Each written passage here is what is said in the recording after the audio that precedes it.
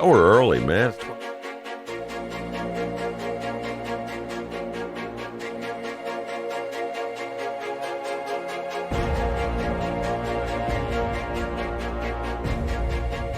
Stands. Rom kissing the baby.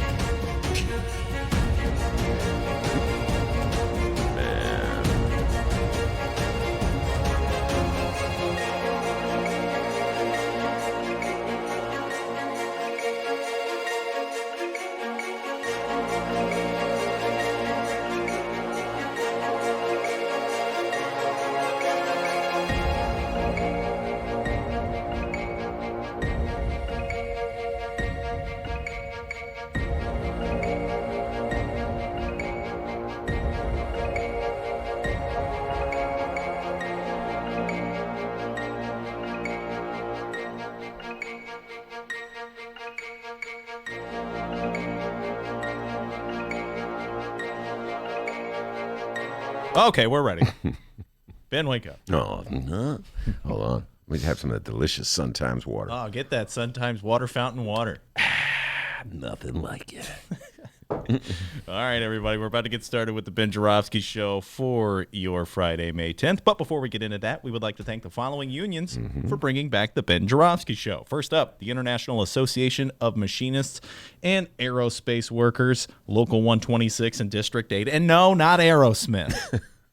The International Brotherhood of Electrical Workers, Local 9, and the International Union of Operating Engineers, Local, their number 150. Thank you once again to those unions for jumping on board with us and bringing back the Ben Joravsky Show. And, of course, today's program is brought to you by our dear, dear friends, Bob Ryder and the Chicago Federation of Labor. The Ben Joravsky Show starts now.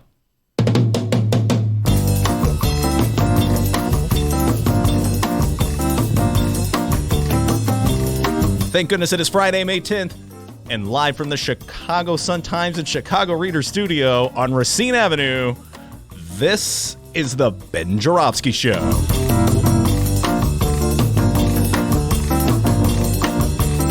Today on the program, election lawyer Adolfo Mondragon returns, Chicago Sun-Times editor Tom McNamee will join us, and we welcome political guru Kitty Kurth with husband Kevin Lampe.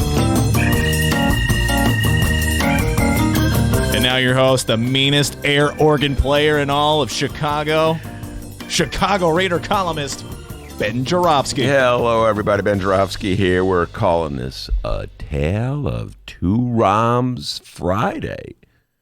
And here's why. Oh, I wonder what this is about. You know, D, if they were to ever make a movie about our not-so-beloved mayor, they would call it Dr. Romcole and Mr. Romhide. Because that man's got a split personality. There's a good Rom and a not-so-good Rom. The good Rom was on display in a story in my beloved Bright One. Here it is. Everybody. Show those listeners and viewers. There you go. Right. That is a newspaper. It's a story about headline Faithful to the Finish, Rom at peace with pending exit from his office. And it talks about how he gave a moving address to a gathering of Muslims where he was preaching the need for brotherhood, tolerance, and diversity. I agree with him on all those points. There's even a picture of Rom kissing a baby. Oh. How about that? Rom kissing the baby. The baby's going, go, get out of here. No, the baby's not saying that because it's all about tolerance. And the baby's, all right, I'll put up with you, Rom. Anyway, Rom was smarter than that baby. Guaranteed, all right? Rom said, I'm smart, you're not. Anyway, here's some of the quotes from Rom's speech.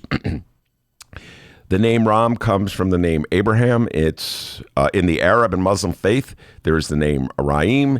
It too comes from Abraham. We come from one father, separate religions, but a singular faith. So I want to be clear to you as the mayor of this great city, the city that welcomed my grandfather 100 years ago.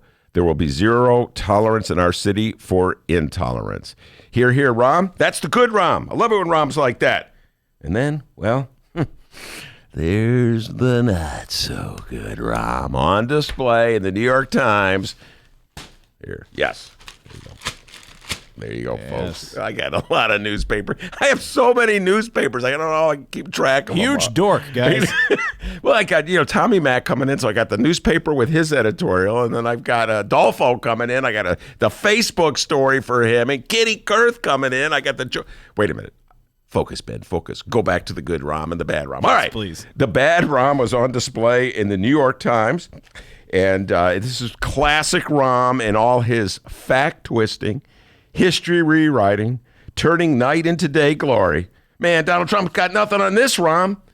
In an essay ostensibly dedicated to giving advice to other cities, particularly Baltimore, about fostering better relationships between police and black communities, Rom writes, and I quote, "From the beginning, I contended that without a buy-in from police officers, it would be impossible to make progress in creating safer streets, and more accountable police force." He also says, Chicago did not wait for consent decree to carry out its police reforms.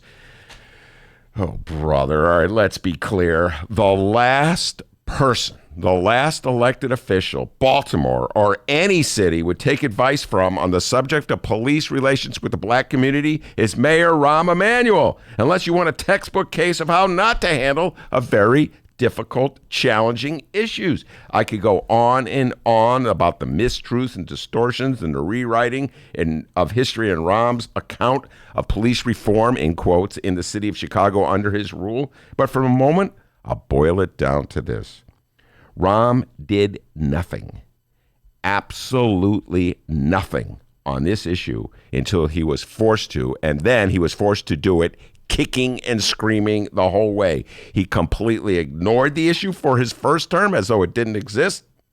And then on November of 2015, he could ignore it no longer. That's when a Cook County judge ordered Rahm to release the video that Rahm had been concealing for over a year. You know this history, folks. Maybe people who live in New York City and read the New York Times do not know this history, but every Chicagoan knows this history. And what happened in November of 2015, Rahm was forced to release a video of police officer Jason Van Dyke shooting Laquan McDonald 16 times. It completely contradicted the official version of what had gone down in that incident. Once that video was released, Rahm was forced to address the issue. And even then, we can go on and on how he had stutter steps on it. So he kind of did it, then he didn't do it, then he backtracked, and then finally he was forced to do something. He lost all credibility on this issue, especially in the black community, which had loyally supported him in 2011 and then 2015. Told you not to vote for him in 2015. Didn't listen to me, did you? Anyway, I think Rahm has figured something out that Donald Trump knows. If you repeat a lie so many times, sooner or later, someone's bound to believe it. We got a great show today, everybody. Tom McNamee, editorial editor of the Chicago Sun-Times, will be stopping by. Ramana Hussein, you're going, wait, what about Ramana? The Ramana Rundown. Ramana had to go to a funeral today, so she's unable to make it. Ramana, we love you. We'll see you next Friday. Get the T-shirts out, D. Get those Ramana T-shirts. I'm working on it. What about the Tommy Mac hat? The Tommy Mac hat, we sold out. Oh, okay. We sold out the Tom McNamee hat. All right, Tom McNamee here. Adolfo Mondragon, our favorite election law lawyer. And by the way, Tom McNamee from the Southwest Side, went to Bogan High School. Adolfo Mondragon from Southwest Side went to Curie. I hope they come together. We can put them here together, have like a little debate, Southwest Side debate of all the issues of the day. And then later in the show, Kitty Kurth will be in studio, our favorite political strategist, along with her husband, Kevin Lampe, our second favorite political strategist. And they'll be talking Biden. No one knows more about Joseph Biden than Kitty Kurth. She worked for him, or almost worked for him in, 2016? He was thinking about running. So we'll be talking about national politics with Kitty and a lot of Biden issues. Polls show that he's ahead of Donald Trump. It's got Donald Trump very concerned about that. So we'll be talking Biden with Kitty. But before we do any of that, the doctor has the news. How's it going, guys? I'm Dennis. All right, it's the middle of the final day of the week. Ben, any weekend plans? Oh, yeah. Basketball. All right, basketball. Mm-hmm. All right. Yeah. Well, hey, listeners, whatever your weekend plans are, you should take the Ben Joravsky Show along with you with our Benny bonus interviews. That's right. We have some bonus interviews lined up for you this weekend. 3 fantastic ones, if you ask us, all right? Our first one is a WBEZ special, Linda correct? Lutton. Great interview with Linda Lutton, the immortal, the legendary Linda Lutton, who covered education for BEZ for many, many years, and now is their neighborhood reporter. She was sitting in that chair just yesterday. We were talking about all the issues of the day. All right, and just give a little sneak peek. Neil Muhammad will be in here talking about healthcare, expert on healthcare as we head into the 2020 presidential election, all the different options facing the Democratic voters as they reconsider the country's decision to elect Donald Trump president. And then the immortal, Ricky Hendon will be in here. We'll be talking politics. One of my favorite people in Chicago politics, Ricky Hendon. Controversial Ricky Hendon. But we love him anyway. If you're not hip to Ricky Hendon, you should be. This guy, he has a great story. You got to bring up the Obama story when he comes in. Okay, yeah. Why, Ricky, why you got to bring that up? Fantastic stuff. But it is our Benny bonus interviews. We got them planned for you this weekend, Saturday, Sunday, and Monday. Check it out. All right, let's find out what's happening in the national news this afternoon. The White House has a new defense secretary, and surprise, surprise, he sounds awful. Patrick Shanahan is his name. He's a former executive at Boeing. He's actually been serving in the role in an acting capacity since the departure of former Defense Secretary James Mattis in December. And, well, here comes the awful part. Unlike James Mattis, who would disagree with Trump on multiple issues and used his resignation letter to critique the president, this Shanahan, he's known as a Trump loyalist. Yeah, yes, man, huh?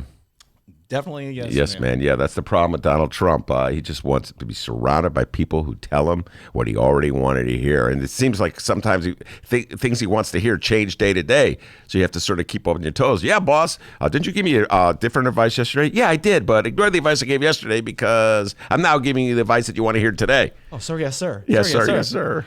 In other news nationally, shout out to our very own Illinois Democratic Senator Dick Durbin. Mm-hmm. Today, Durbin, who is the ranking member of the congressional committee that oversees defense spending, revealed the Trump administration's plan to divert $1.5 billion more from the military budget to the border wall. All right. First of all, we didn't even need it in the military budget. The military budget is inflated, that's for certain, and we definitely don't need it on the wall. Oh my God, I can think of so many things.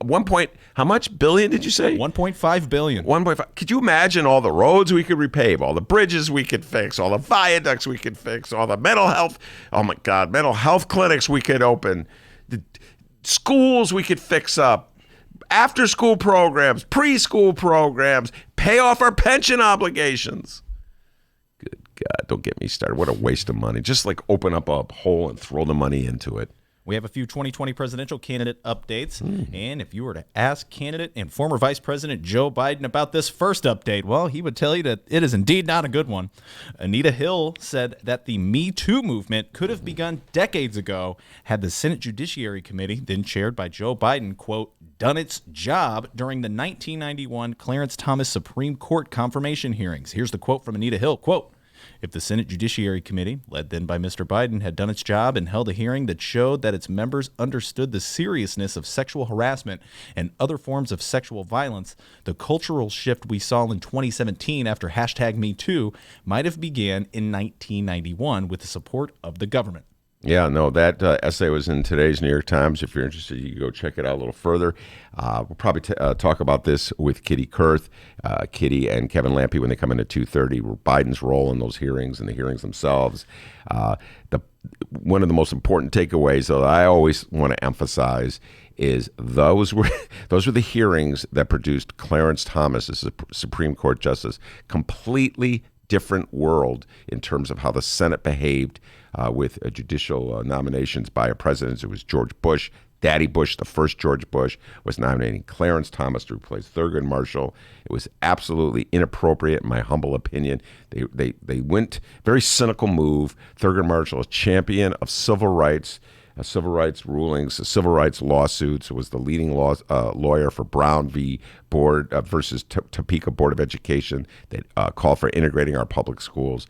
And you took Clarence Thomas, who opposed him on almost every single one of these issues, and the only thing they had in common was the color of their skin. It was a very cynical move by George Bush, and he got away with it, and now here we are how many years later, Clarence Thomas is still on the Supreme Court. And so Biden was bending over backwards to be accommodating to the Republicans in a way that no Republican would ever be toward a Democrat who's trying a similar political stunt. So a lot of lessons to be learned from 1991. Only one part of it is how they treated Anita Hill with her very serious accusations and how they sort of aggressively turned the hearings against her, put her on trial. But the other part is how they cynically allowed George Bush to cynically replace a hero, a great hero, Thurgood Marshall, with Clarence Thomas. Senator and 2020 POTUS candidate Elizabeth Warren made a stop to West Virginia to talk about the opioid crisis. The presidential hopeful visited Kermit, a small town that is a microcosm of the opioid crisis. Over the course of 10 months, a single pharmacy in Kermit was shipped over 3 million prescriptions.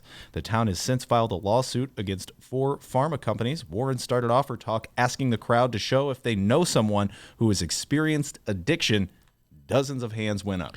Yes, we talked about this with Stephen Smith. If you want to check out that interview, it's the Stephen Smith bonus from last weekend. Stephen Smith is a Democrat running for governor of West Virginia. He's pointing out in that interview, and I urge everybody to check it out, that West Virginia is not. We have a misconception of what West Virginia is, and that the Democratic Party, in his humble opinion, have allowed West Virginia to fall into Republican ranks, and that there are issues of great importance, including the drug issue, the opioid crisis in West Virginia, that would the Democrats could use those issues, champion those issues, or champion like solutions to the problems facing West Virginians that could turn West Virginia from a red state to a blue state. And Elizabeth Warren, I got to give her credit. She's going to West Virginia she's sort of following up on Stephen Smith's advice not to ignore it anymore. Guys, I'm not trying to be a bonus interview salesman here, but go check out that bonus interview last week with Stephen Smith. It was fantastic. And finally, 2020 hopeful, and judging by the look of his hairdo every time I see him on TV, owner of zero combs, Bernie Sanders. Yeah, wait. Bernie Sanders said this morning that he supports a Facebook co-founder's call to break up Facebook. Here's the quote from Bernie, quote, "We are living in an era of monopolies that dominate every aspect of our lives, including our government.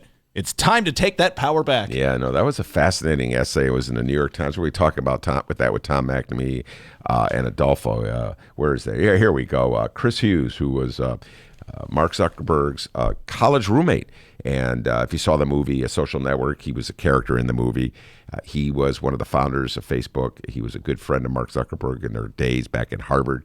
And there's pictures of him in the New York Times. They both look like they are about 20, but they look even younger than that. They're such baby face. And to think that these kids, they're barely in their 20s, would create in relatively short time this company that's just so enormously influential, arguably one of the most influential companies in the world today. To think that this would happen so quickly is mind-boggling. And Hughes said, "We've gone too far, and it's time to break it up."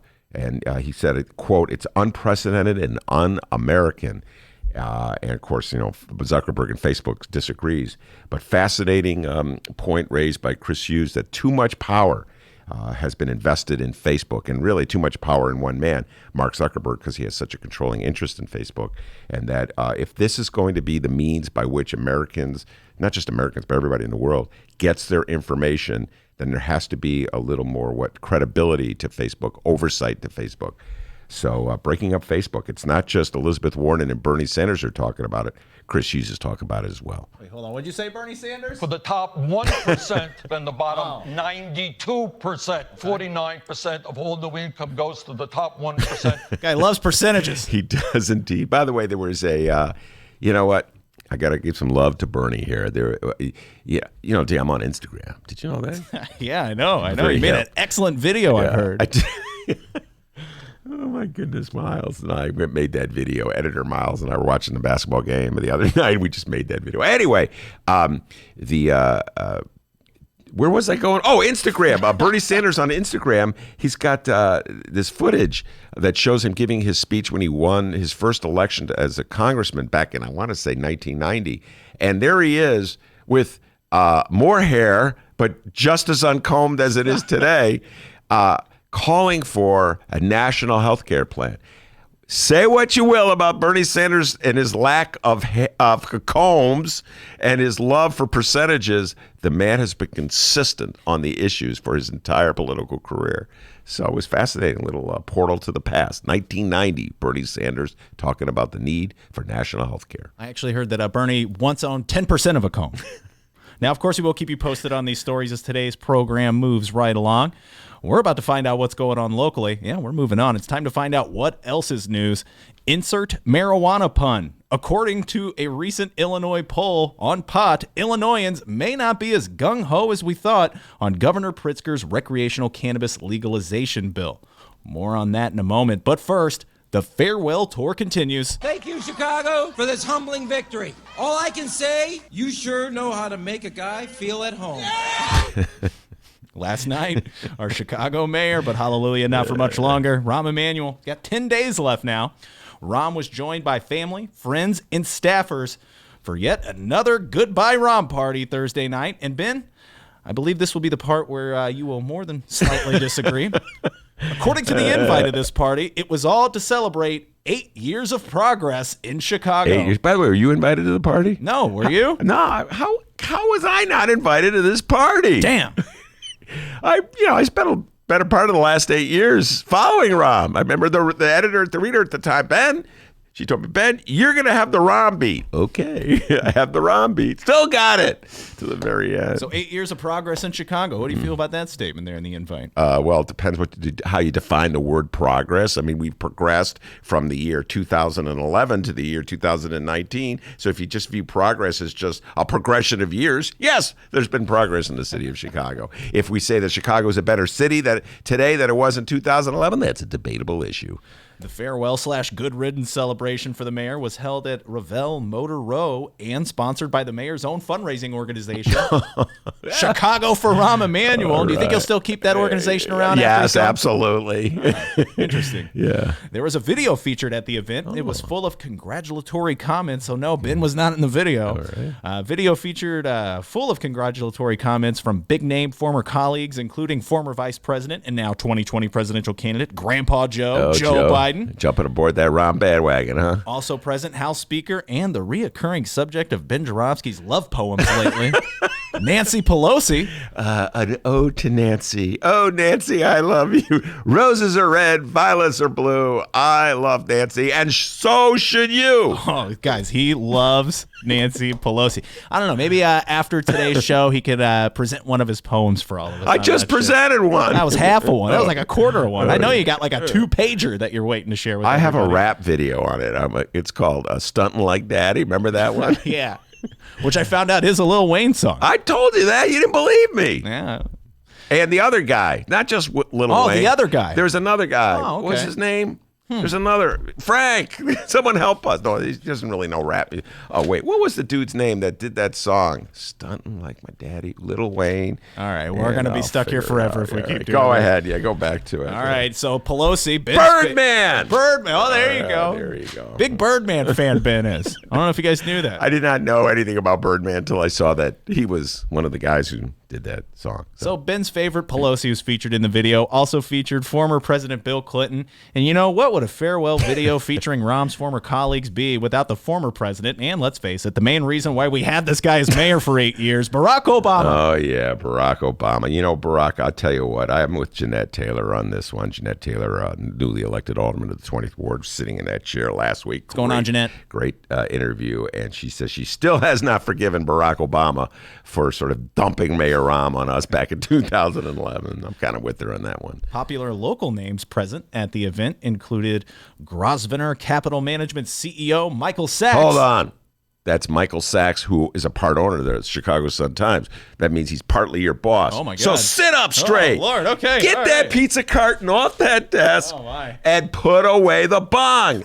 It's not legal yet. How many times do I have? Sorry, Michael Sachs. Michael, so sorry. You can't. I don't know. These millennials. You know what I'm saying? I'm waiting for that Pritzker reefer bill to get passed. Sorry, Michael. I'm getting a little excited. Also present, Mesero Financial Executive Chairman Richard Price, Grosvenor Capital's Joe Guthman, and attorney Jack Guthman. The Guthman boys were there. Yeah, I don't know if they're related, but Jack Guthman, I've interviewed him in the past. He's a zoning lawyer. The guy knows more about zoning law than anybody in the world. And I remember he was the zoning lawyer who was sort of overseeing, God, this is how long ago. This was the transformation of that portion of Grant Park into Millennium Park. And so, yeah, Guthman. I didn't know he was a Rahm supporter.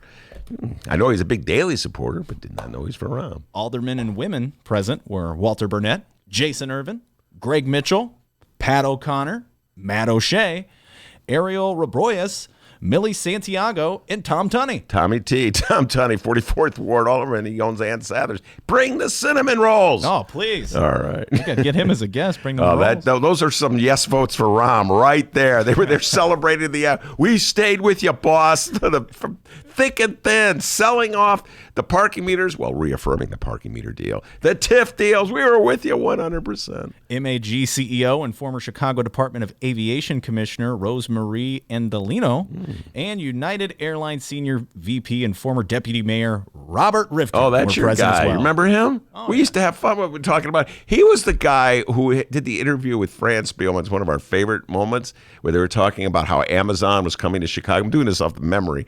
And there was a non-disclosure agreement that the city of Chicago, in its infinite wisdom, signed with Amazon that they would not reveal where Amazon was visiting. So we wouldn't even know which sites we were offering Amazon, couldn't tell. And so Fran was trying every which way she could to get Rifkin to reveal them. And he said to her, "What part of non-disclosure agreement do you not understand?" I'm like, oh my God, they found a guy even more sarcastic than Rahm. Of course, he works for Rahm. Anyway. So like we said, 10 more days. Thank you, Chicago, for this humbling victory. All I can say, you sure know how to make a guy feel at home. And good God, they can't come fast enough. You sure know. That's from, how many years ago was that? Was that 8 years or 4 years? I'm not sure. I'm not sure. Okay. He looked pretty young, maybe 8 years. All right. He had the black hair going there. Okay. So Ben, I just got to ask before we move on here: you having any sentimental feelings whatsoever here about Rahm leaving, or Yeah, well, every day I wake up and I go, no, stay. What am I going to write about? No, I'm just. That's what they said back in 2010. Ben, Mayor Daley's leaving. What are you going to write about? He was like, everybody's worried about me. You're not going to have anything to write about. I wrote a lot about Mayor Daley. What are you going to do? Your life is going to have no meaning. There's going to be any existence. And then Rahm, like a gift, came out of the sky. Check out this plug. Hey, to read those articles written by Ben Joravsky on the Chicago Reader, all you have to do is go to Google, Joravsky, Chicago Reader Archive. Wow. And literally all of his articles are there. Or just Google my name and that's the first thing you see. Well, maybe this show is the first thing if you see. spell it right. Spell that last name. Jorav, as in victory, S-K-Y. And if I ever have trouble, I can just look at that sign. Camera, see that sign? There you go, live streamers. If you're ever having trouble or if you're listening to this and you're wondering about his last name, go to the live You know what? stream, They'll still check spell it wrong. Yeah, more than it's likely. It's like me and Maya's name. There's just some things we have trouble with. All right, now let's talk about pot. Michael Sachs, I'm not really smoking pot in here, by the way. Let's talk about pot. The following comes from the Chicago Sun-Times and Tina Sfondeles.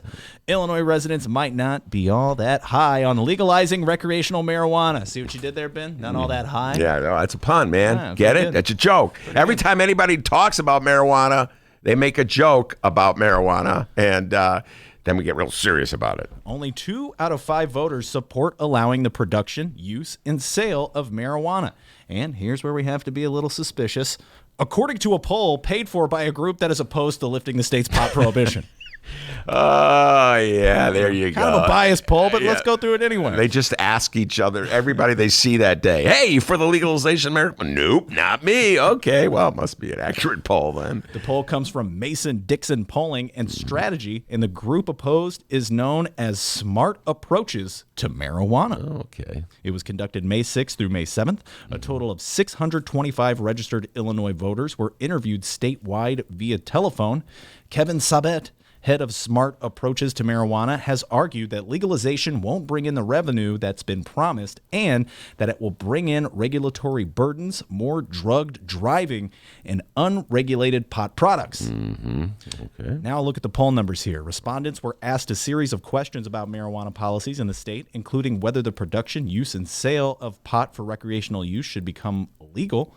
41% of those polled said they supported legalization. Okay, 41% said that. Okay. The collar counties had the highest approval rating, where 44% wanted to legalize. In Cook County, 41% supported legalization.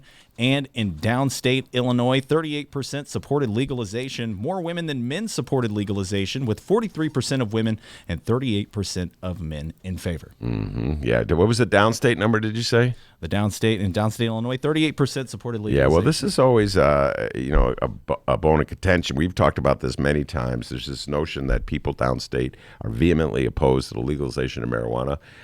I do not believe that is the case, and I believe that has been greatly distorted and exaggerated. But it seems that whoever is running the poll comes up with a different number. I think in the Sun-Times today, I saw this number. The last poll, do you got that, D? The last poll, 66%. Do you got that one? Yep. Go ahead. I'm sorry, I didn't mean to cut you off there. All right, so let's continue. The last here. poll, I'll just say this right now. The Paul Simon Policy Institute at Southern Illinois did a poll. 66% said they supported legalization. That was in March. So 66% in March, 41% in May. What do you think? Is it because time has changed people's attitudes, or is it because it's different pollsters? going to go a different pollster. You're going to go with different pollsters? I got Tom McNamee sitting here. I'm going to ask him that question as well. Just under half, 47% of those under 50 favored legalization, with a little over third, 36% of those over 50 supported it. Both Democrats and independents were more likely to favor legalization than Republicans. The favorability was almost evenly split between white and African-American respondents, with 41% of white voters saying they support it and 44% of black voters saying they support it. But there were more white respondents polled than African-American, 74% to 16%. Yeah, well, I remember now this is a real deep dive into an actual voter poll.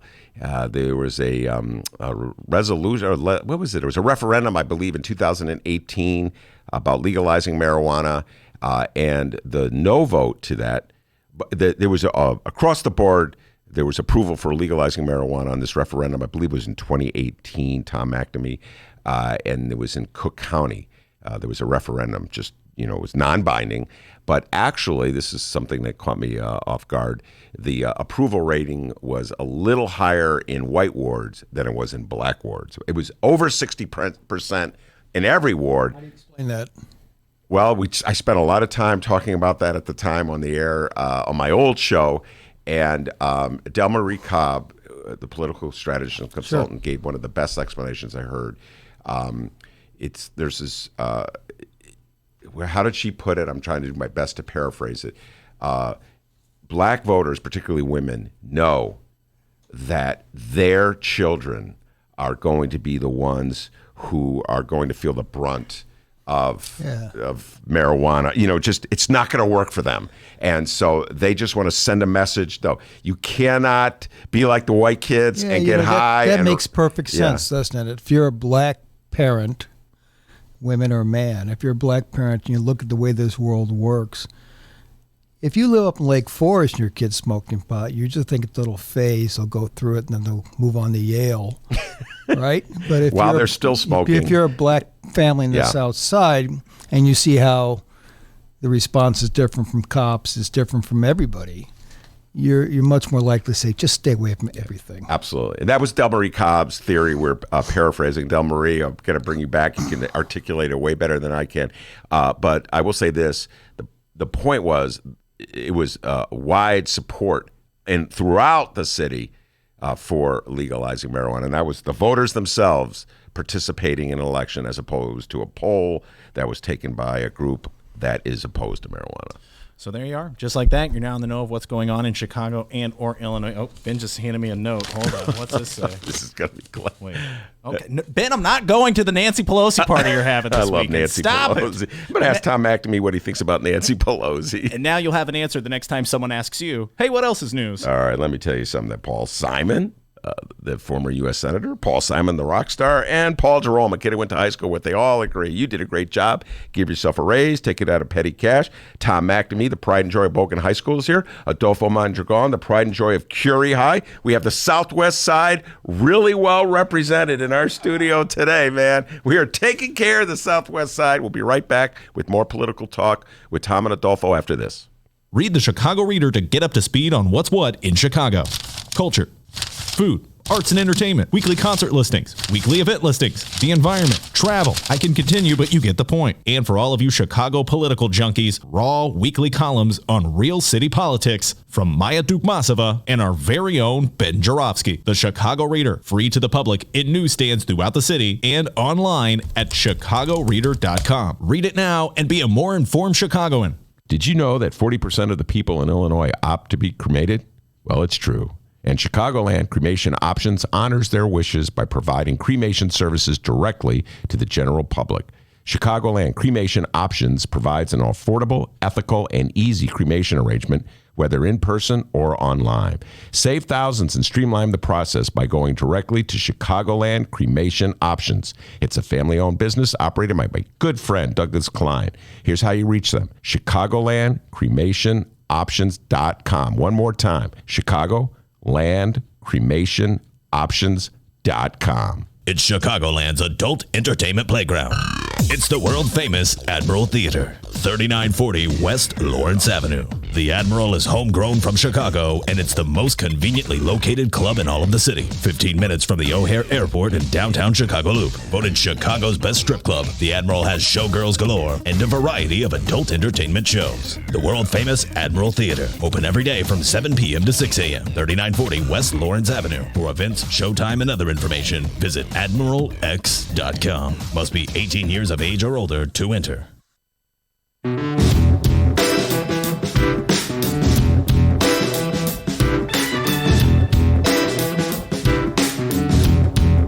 Commercial break over. Welcome back to the Ben Joravsky Show. Yes, indeed. We are back live at the Chicago Sun-Times studio. People are probably where's Romana? It's Friday. Where's Romana? Romana had to go to a funeral today. So she texted me this morning, said she couldn't make it, the great Romana Hussein.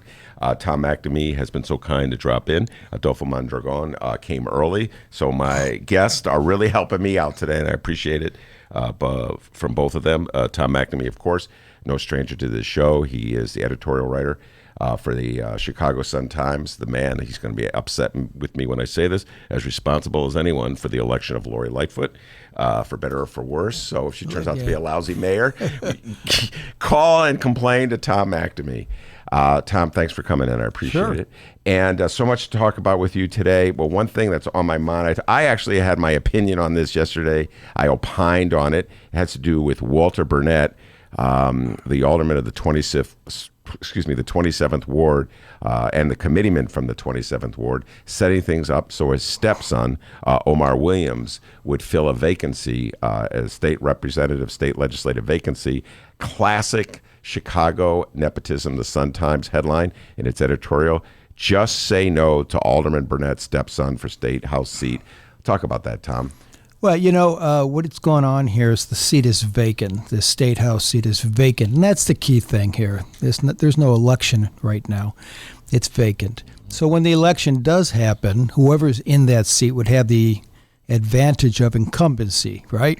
Everybody else is going to have to run as a non-incumbent. You're the incumbent.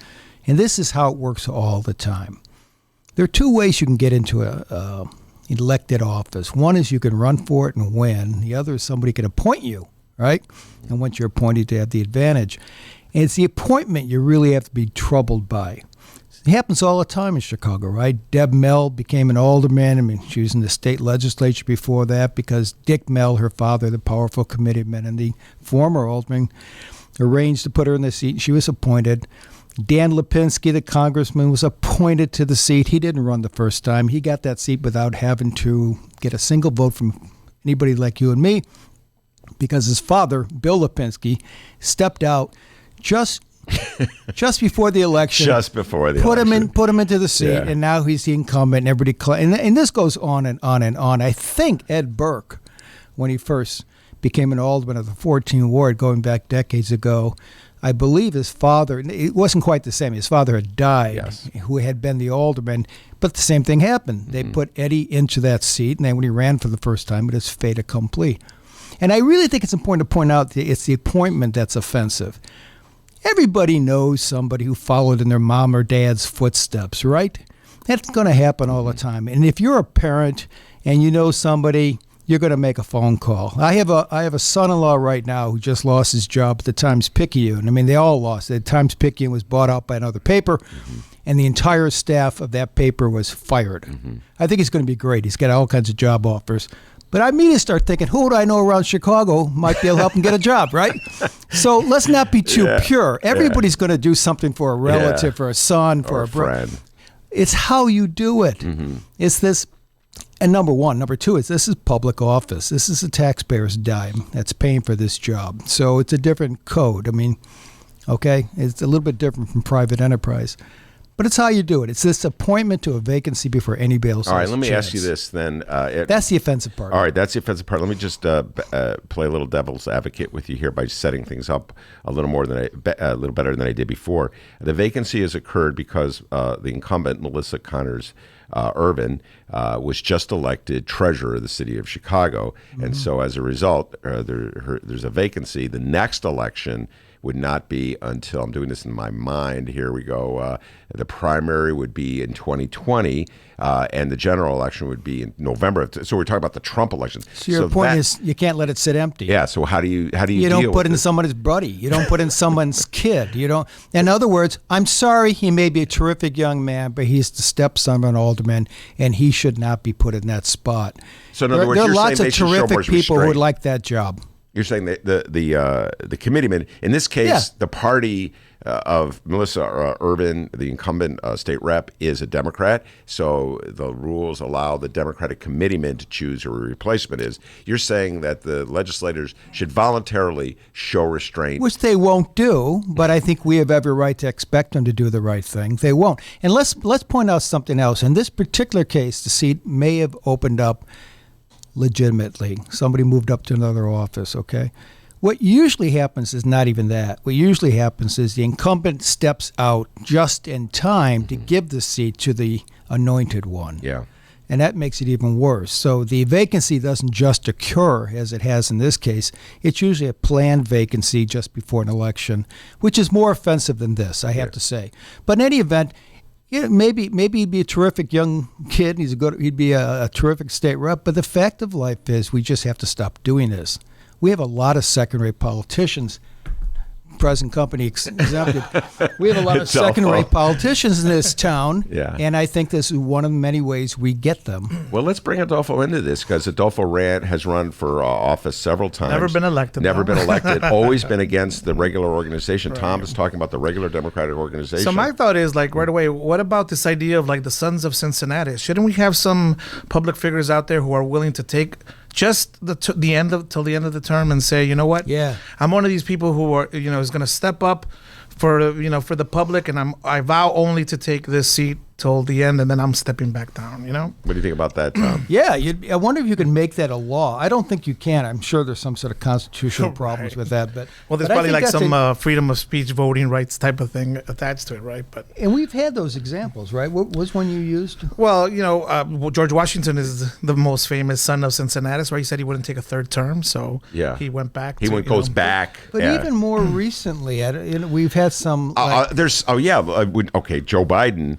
When Joe Biden left the Senate, I'm doing this out of memory, ladies and gentlemen. This is an amazing feat here. He left the Senate to become vice president. I'm pretty sure they appointed somebody who said he was only going to fill out the term. He announced it up front. And you're Roland right, Burris. It has happened. That's the way to do it. Roland Burris said he was. Oh, not that's gonna- right. The Senate seat. Yeah, right. the Senate seat. Absolutely. How can we forget the Senate Right, seat? I knew right, it was right. Roland Burris. And Yeah. I remember that. Yeah. Absolutely. That's a perfect example. And by the way, let me just take this moment and feel free to disagree with me vehemently, both of you. I feel history has done a disservice to Roland Burris.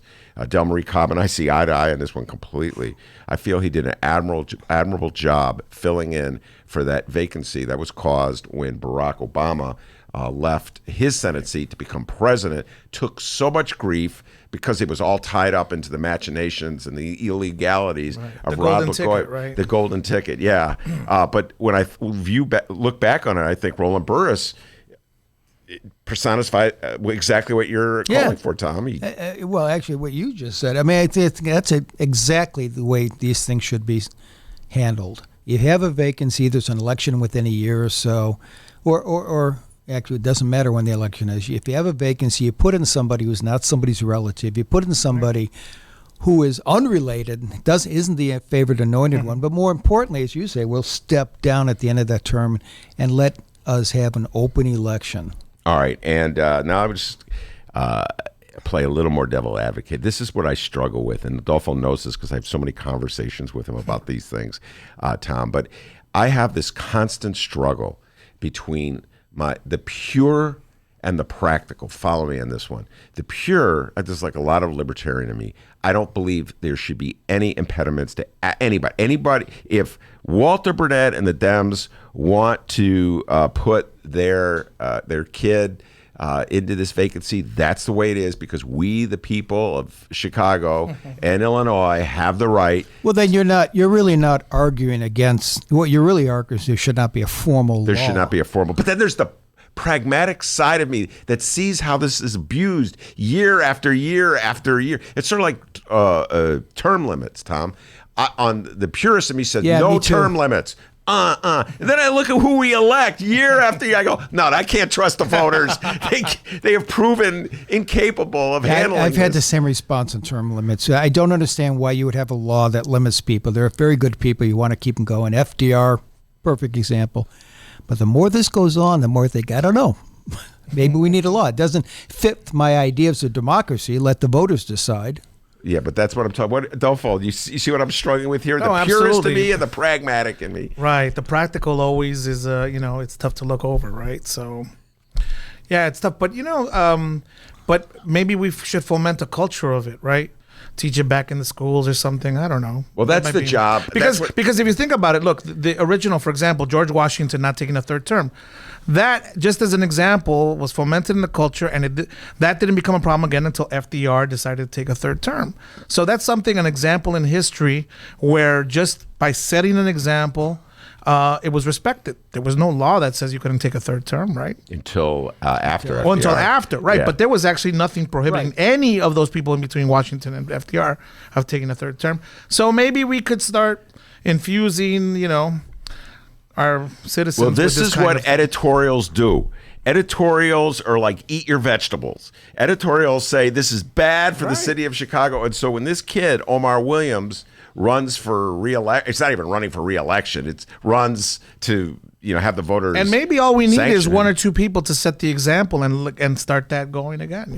All right. Now let's switch subjects for a moment. I'm probably going to talk about this more with Adolfo, Tom, after you leave. I know you haven't had a chance to weigh in this editorially, but I would love to just get your general thoughts. What's that? And that has to do with Rahm's essay that ran in the New Well, York Times. I think the Tribune did a good job on that today. You read their editorial. All right, Tom, you're going to put me on the spot and actually make me say that I actually agreed with something that Chicago Tribune wrote. Is that But what they you're did. trying to do? They did a nice job. And it was Chris McQuarrie wrote it. And they did a good job. How'd you know who wrote it?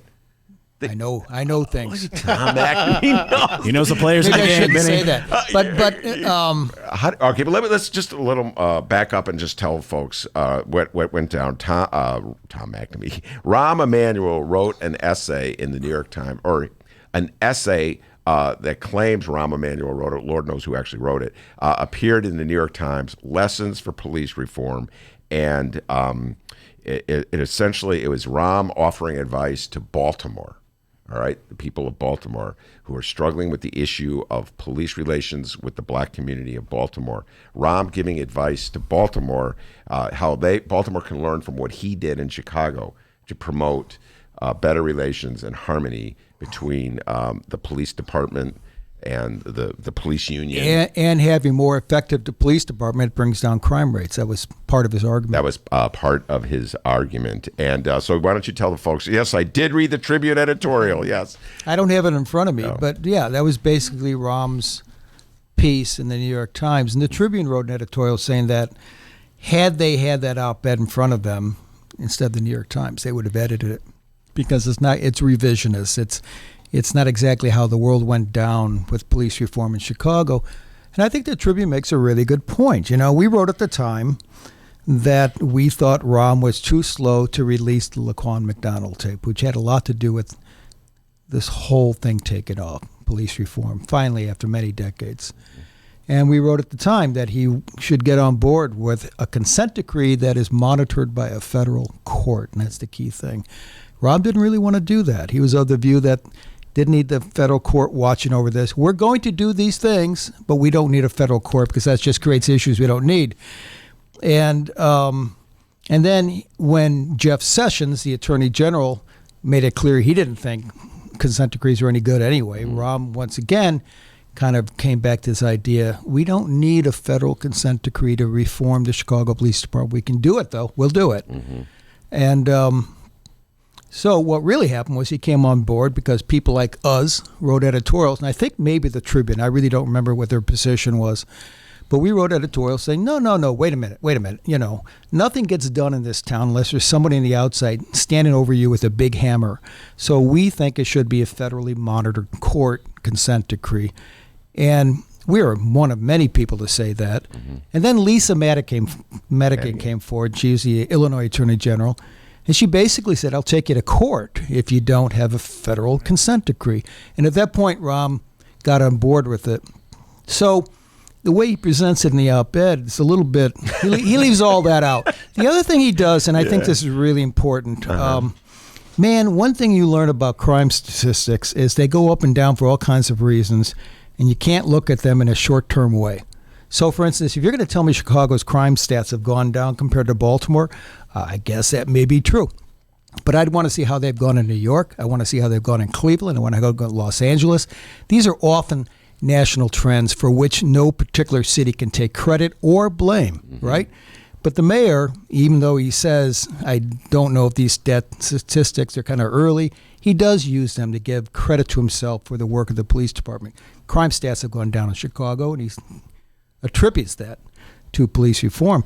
I don't think he'd use stats this early in the game. Real reform, the Chicago Police Department, the real statistics are going to be coming out a year from now, 2 years from now, 5 years from now. It's a cultural change. Nothing overnight has changed in the Chicago Police Department, and I don't think these numbers, right off the bat, have a lot to do with it. That's just my guess. I would add on numbers that if we look at police departments handling numbers, there's a history of fudging. And that's another reason why we wouldn't want to rely completely on just a set of numbers, because police department, will change murders to just general homicides, which just means that it's a death caused by another person, right? Not a murder. Yeah. So they'll fudge around with definitions and stuff like that. So those can't always be trusted as well. The greater problem, and this is this again, it's almost like gets back to the purist versus pragmatist. The greater problem is the politicization of absolutely everything in the city of Chicago, and this goes beyond crime. It also happens in education with test scores, and so in other words, every mayor, for very practical reasons, wants to be credited for anything good that happens in a city under his or her watch. So if a mayor wants to be credited for being a great education mayor, will concentrate on any adjustments in test scores, any fluctuations in test scores that they could champion. Yeah, they can. But here's the thing, Ben. Those numbers are real. Crime rate has gone down in Chicago, okay? The mayor did get on with the consent decree and reform eventually in some way. I honestly think the mayor, in many ways, when he didn't, was not that he thinks the Chicago Police Department was fine and dandy the way things were, but he was concerned that if he pushed it too hard, too fast, he was so demoralized, the police department, that they wouldn't do their job well. In other words, he's trying to pull them along, and he thought, I can't quite go as fast as the consent decree, the feds, all this stuff. I'll just lose the whole department. In other words, I think his motives were not I think his motives made some sense in his own mind. We disagreed. We said you need to go faster. We said you need a federal. And the same thing with the schools, by the way. Those numbers, even though they're overstated, and I think the better example is community college numbers where they overstated them, but there are real academic gains in the public schools. So you don't need to overstate it. Just first of all, let me just state this. I'm not saying you. I mean the mayor. The mayor doesn't need to overstate these things. He has had successes. Well, this is why I believe it's the politicalization, again, the purist and the pragmatic. If you want to have almost a scientific, objective analysis of something like school performance, you have to rid yourself from the political ramifications. You have to put politics to the side. Take a look at how kids have done over time. Take a look. You got to compare different groups of kids. You have to compare poorer black kids to wealthier white kids to poorer Hispanic kids, etc. If you want to take a look at growth, you want to take a look at trends. You want to see which schools have been done. But you can't if you want to have an objective understanding of what works and what doesn't work, or maybe nothing works. You haven't seen any significant trends. You have to put the politics aside, because as soon as you bring the politics into it, then it's ignoring A, emphasizing B, just sort of exaggerating C. And in the case of the police thing, what Mayor Rahm, the most important point, which you already said and which the Tribune emphasized, he did nothing for that first term. He did absolutely nothing on this issue of police relationship with the black community until a Cook County judge ordered him, and I emphasize the word order him, on a public records case to release the Laquan McDonald video that he had been concealing from the people of the city of Chicago. And in the aftermath of releasing that video, there was holy hell in the city. There were people in the streets of Michigan Avenue on Thanksgiving protesting, going to shut down the shoppers coming in on Black Friday. The biggest shopping day of the year. So Mayor Rahm was forced, kicking and screaming to deal with this what's issue. amazing is Ben sounds just like the Chicago Tribune editorial page. Well, they learned from me, Tom. I've been writing so much in Chicago. That's what they wrote today. That is what they wrote. Yeah, sort He of. may have been the author, right? Yeah, they called me up last night, Ben. So anyway, so the purist in me says we should be as objective as we can and try to see what works and doesn't. And the practical Tom and Adolfo is that every mayor is going to try to play this his favor. You agree with that one, Adolfo? Yeah, absolutely. Everyone's going to try to spin. Well, in particular, this mayor is going to try to spin, doctor or puff or whatever, I mean, but there's something to be said that, if you can claim that there are, just on the pure objective numbers, that there are gains, why not just go with those numbers, right? Right, that's my point. Right. My point is crime is down. I don't know. You can parse where that came from, but crime is down. You can claim that. You were the mayor for the last 8 years and crime is down. Yeah. And I think legitimately he gets some credit for some reason for that. School test scores absolutely are better. And that's not something that was politically figured out. That was done by the University of Chicago Schools Consortium, who does massive studies on this. And they looked at school test scores for different racial groups, different poverty, income groups, and across the board, school test scores are better. Kids are learning more. And I think Rahm legitimately gets a lot of credit for that. So you can stay within yourself, I think, yes. And so I think you can stay within yourself and claim legitimate credit without overreaching. All right. I will let you, if it wouldn't be a Tom-Ben debate on Rahm Emanuel if I didn't let you have your say, although... You're very courteous, very courteous host. Although I may dispute higher test scores with kids learning more. That's a subject for another time with Tom McNamee, the pride and joy of Bogan. I'll tell you what, public schools did something good. They educated this guy, and they educated that guy. Yeah. Just down Pulaski Avenue. And just down Pulaski Avenue. Right. One guy. Where'd you go to high school? Curie. Oh, okay. Yeah, there you so go. it's just- Curie. Yeah. He went to Curie and he went to Bogan. Right. A few years in between, not that Right. many. Just About a 20 few. blocks away, right? Something like that. Yeah, he graduated the year you were born. The year you were born. Think about that for a Probably moment. so, yeah. No, I know it's so. I know both of these guys. Anyway, Tom McNamee, thank you so much for stepping in. You're always a great guest and a good sport. We're going to keep Adolfo around to keep the conversation going. We'll be right back after this. Today's Ben Joravsky Show was brought to you in part by Chicago Architecture Center. Discover the breadth and majesty of Chicago's architecture on a Chicago Architecture Center bus tour. From bungalows to Bauhaus, our expert docents will share the fascinating stories behind our city's architecture. Book your tour at architecture.org/tours. Now, if you'll excuse me, I'm actually on a bus tour right now. Oh my, look at that wonderful piece of architecture.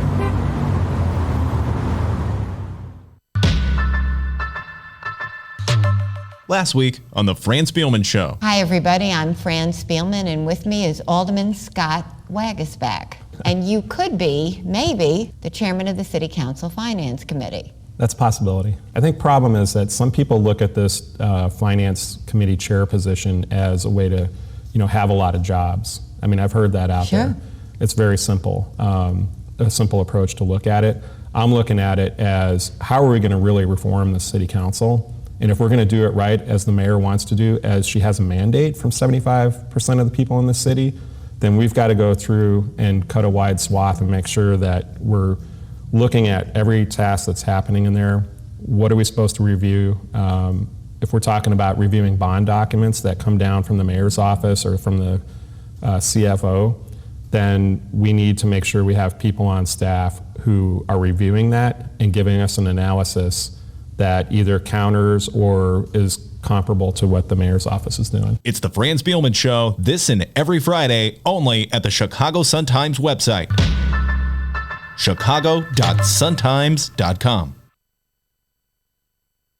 Hey, everybody. Hour number 2 of your Ben Joravsky Show for Friday, May 10th is just moments away. But before we get into hour number 2, we would like to thank the following unions for chipping in and bringing back the Ben Joravsky Show. First up, it's the International Association of Machinists and Aerospace Workers, Local 126 and District 8, the International Brotherhood of Electrical Workers, Local 9, and, of course, the International Union of Operating Engineers, Local 150. And today's Ben Joravsky Show is also brought to you by our dear, dear friends at the Chicago Federation of Labor. Hour number 2, let's go.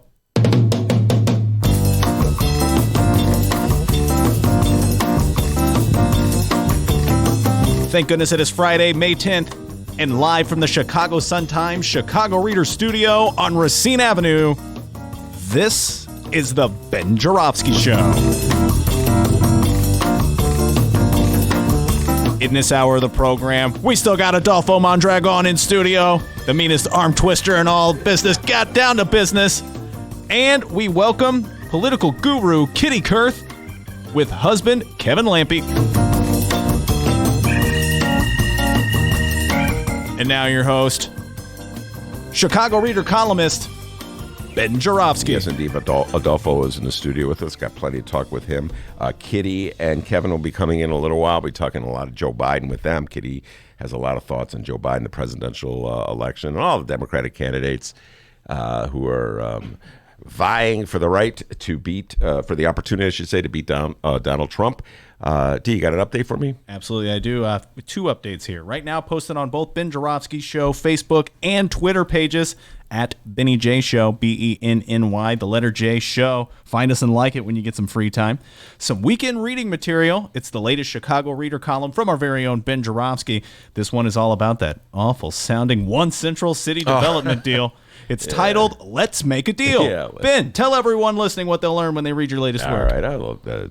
Yeah, this is one of my favorite topics. Adolfo, follow me on this one. There's a developer from Wisconsin who is proposing to build a mega development across the street across Lakeshore Drive from Soldier Field on what's train tracks now. All right. Okay. So it would be a series of skyscrapers with tons of apartments, tons of condos, tons of hotel rooms. All right. And he's arguing that it's the greatest thing since sliced bread for the Chicago economy. It's going to create jobs. It's going to produce taxes, et cetera, and so forth. One little provision. He's looking for some public financing for it. Now, the good news, as I reported, is that they learned their lesson from Lincoln Yards. They're not going to seek TIF money for it. So instead, they're going in a different direction. They want state funding to about $3.8 billion. And the deal is this, Adolfo, you'll love this because you're a Chicago guy. You will really appreciate this guy from Wisconsin has already figured this out. Okay, to be able to have a skyscraper, you have to have something. It has to be built on something, right? So some kind of foundation. Foundation or platform, right? To build, you can't just put it in the air, right? So it's essentially, he has the air rights, but he has to figure out a way to get someone to pay for the platform. So he's sitting there, how could I get someone to pay? Okay. I know. We'll put a transit center there. I mean, people in the city of Chicago we didn't know we needed a transit center. Now we know we need a transit center. So he got the suckers of Chicago. I mean, the taxpayers of Chicago. I am not, as I pointed out in the story, D, you broaden it from the city. So much of these development deals are property tax dollars, financed by property tax dollars, by Chicago taxpayers like you or me, Adolfo. Right. So it's like, why are we the only suckers and saps paying for this? If you argue that the city of Chicago is this great economic engine for the entire state of Illinois and for the Chicago region, why are only the suckers and saps who live in the city of Chicago financing these mega TIF deals? And what really irritates me, Adolfo, if I can really get going in this, when I talk to someone from outside of Chicago, they're like, Ben, why are you such a hater? Why are you such a Debbie Downer? I mean, God, why don't you support, why don't you support this TIF deal or this Olympic boondoggle? Well, and then I always go, well, why don't you kick in a little something? Right. Why don't they go to Goldman Sachs or something and finance it through them? They got tons of money. Well, because they're not suckers. They're not gonna. Yeah. They're not gonna lend them the money. No, right? They're not. Well, okay. They may. Okay, you could go to banks and financial institutions to borrow the money, but you got to pay back the loan. And so what they want to do is you borrow the money, so you use the fact that the state's going to commit $3.8 billion, let's say, to get a loan. And that's that's what they did with Lincoln Yards. They said to the lenders, you lend us the money for Lincoln Yards because we got the suckers and saps in Chicago ready to pay it back. They go, okay, sounds good to us. Everybody wins except for the suckers and saps. Anyway, D, so the deal I propose is, I noticed that some of the same people, Adolfo, who are championing spending all this money for the transit center, suddenly we need this transit center, are the ones who are against Pritzker's progressive income tax. Did you notice that? They want to spend our public dollars, but they don't want to contribute more to the pie. Right. So my proposal is, I will sign on to your transit center if you sign on to Pritzker's fair tax. That's a good deal, don't you think? Huh? There you go, tit for tat, right? Yeah. Yeah, I always thought, like, you know what? For every time you spend something downtown, you better reciprocate and spend some, equal amount of money or more somewhere that's, benefits somebody. Right. Yeah, so there you go. That's what the article's about. I'm cutting the deal. Two things about that. Well, I got to ask you about that deal thing there, but also future article title, Tiff for Tat. Write that down, dude. Yeah, write that down, please. All right, and I got to ask, too, because I've known you. I got to know you pretty well over the last couple of years. Did an editor change the title of this article? It says, let's make a deal. You always say cut a deal. Yeah, I probably did. Who knows? Ben, can we make a deal? Yeah, I love cutting a deal. And finally, shout out to our Chicago Sun-Times colleague, the one and only Fran the Woman Spielman. She does a show appropriately titled The Fran Spielman Show. She drops new shows every Friday. Last week, she had the 32nd Ward Alderman, Scott Wagaspack, on the program. A very learned interview. You should check it out if you've yet to. This week, another alderman was on board. Alderman Anthony Beale was Ward. Fran's guest. Oh, this guy, 9th Ward, just knew it off the top of his head. He's a dork. All right, so here's a little sneak peek into this week's Fran Spielman Show. Talking to Anthony Beale here, the alderman. What ward again?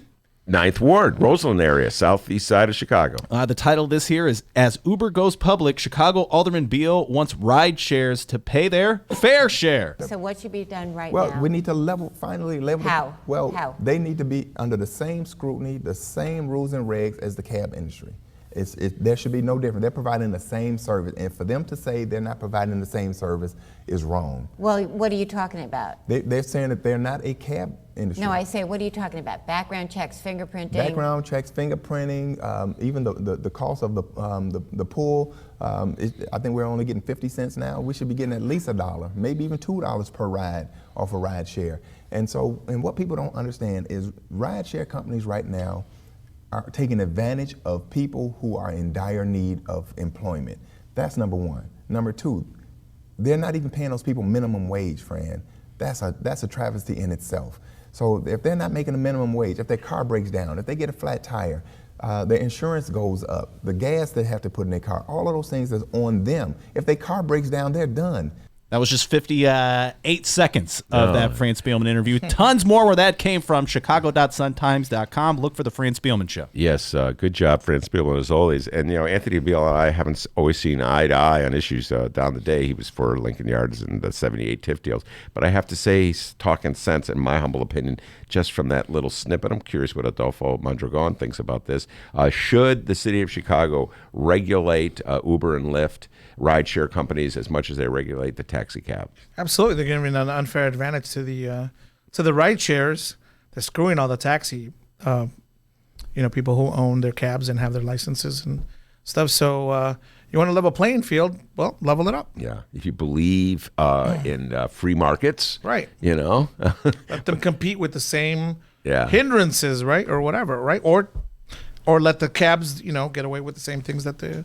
But you know what we've learned about capitalists? They pick and choose which markets are free. Right. If it's their market, maybe not so much. Right. But anyway, it sounds like a really interesting interview. Anthony Beale, 9th Ward Alderman from the Roseland. Did you know he was the 9th Ward Alderman, Adolfo? Did you know that? No, I did not. Oh, you're not a huge dork. In fact, I probably couldn't name more than maybe like 10 or 12 aldermen. Is that right, for the wards? Because some of these people are so under the radar unless you're in the business of following what they're doing every day. Well, when I moved to Chicago, I didn't know much about this, so I had to study. And I went to the Municipal Reference Library and I read all these articles about aldermen. And it triggered this part of my brain, the Rain Man side of my brain, which is, I'm always drifting into that country. And I just, for the longest time, I could tell you aldermen, like going back 30 years. And I know as time has marched on, I'm thankfully forgetting some of this stuff. But in the old days, I would sit there, okay, first ward alderman, let's see, can I do it? Proco, Joe Moreno, who is, Flores, Manny Flores, right. And then before him, Fred Rohde. Give me the ball. Oh, wow. Adolfo, let's do a quick quiz. 18th Ward, who is it? Oh, that's Derek Curtis. Oh, come on, God, man. What a freak. What a freak. Anyway, speaking of aldermen and wards, 14th Ward, one thing Adolfo does know is that the alderman of the 14th Ward is because I lived there, or I used to live there. Lived there and worked for the guy for a brief moment, and ran against his political machine a couple times at least, right. When you ran for state senator and for alderman. Ed Burke, give us the latest update on Alderman Ed Burke. What's he up to? Right. So I guess the federal government has asked for another 30-day extension. And I guess it's where we need to explain what the difference between federal criminal procedure and Illinois criminal procedure is. I'm an attorney, and I practice in both federal court and in state court. But in federal court, there's really only one way of charging an individual. Constitutionally, everyone has to be indicted, and that hasn't happened with Ed Burke yet. What has happened is that he's been charged through a criminal complaint, and so once the charge comes in, statutorily they have 30 days then to indict Burke. But what happened at the first hearing when he appeared, and he turned himself over for because of the criminal complaint. The government asked for a 90-day extension. That was granted. I think that was already early this month. That 90 days expired, and the government came back with an unopposed motion. That means that Burke's people didn't have anything to say on it or didn't object to it, asking for another, I thought it was at least another 30 days. And so the reasons in that motion, I read the motion really quickly, say that the reason why they need these 30 days, aside from the 90 days that they've already had, which is probably unusual, doesn't really happen very often, is because the federal government is still investigating. The case is complex, and it uses other words in that manner, saying basically, this is a huge case. There's still a lot going on, and this guy's in a lot of trouble, essentially, is what the court's saying. And so because of that, we need that much more time before we go to a grand jury and get the indictment that we need to formally charge him to the federal courts.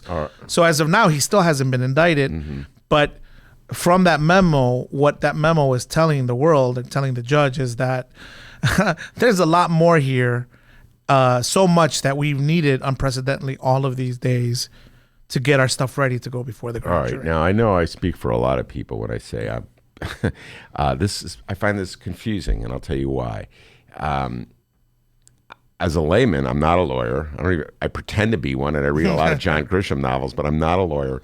I guess the automatic assumption is from the headlines and the coverage and the fact that it was such an important issue in the mayoral race that he had been officially indicted. And I learned that there's a difference between a criminal charge, a criminal complaint. And an indictment. So what is the difference? Why would they bother to separate? Why don't they just go straight to the grand jury? Why would they sort of muddy up the water?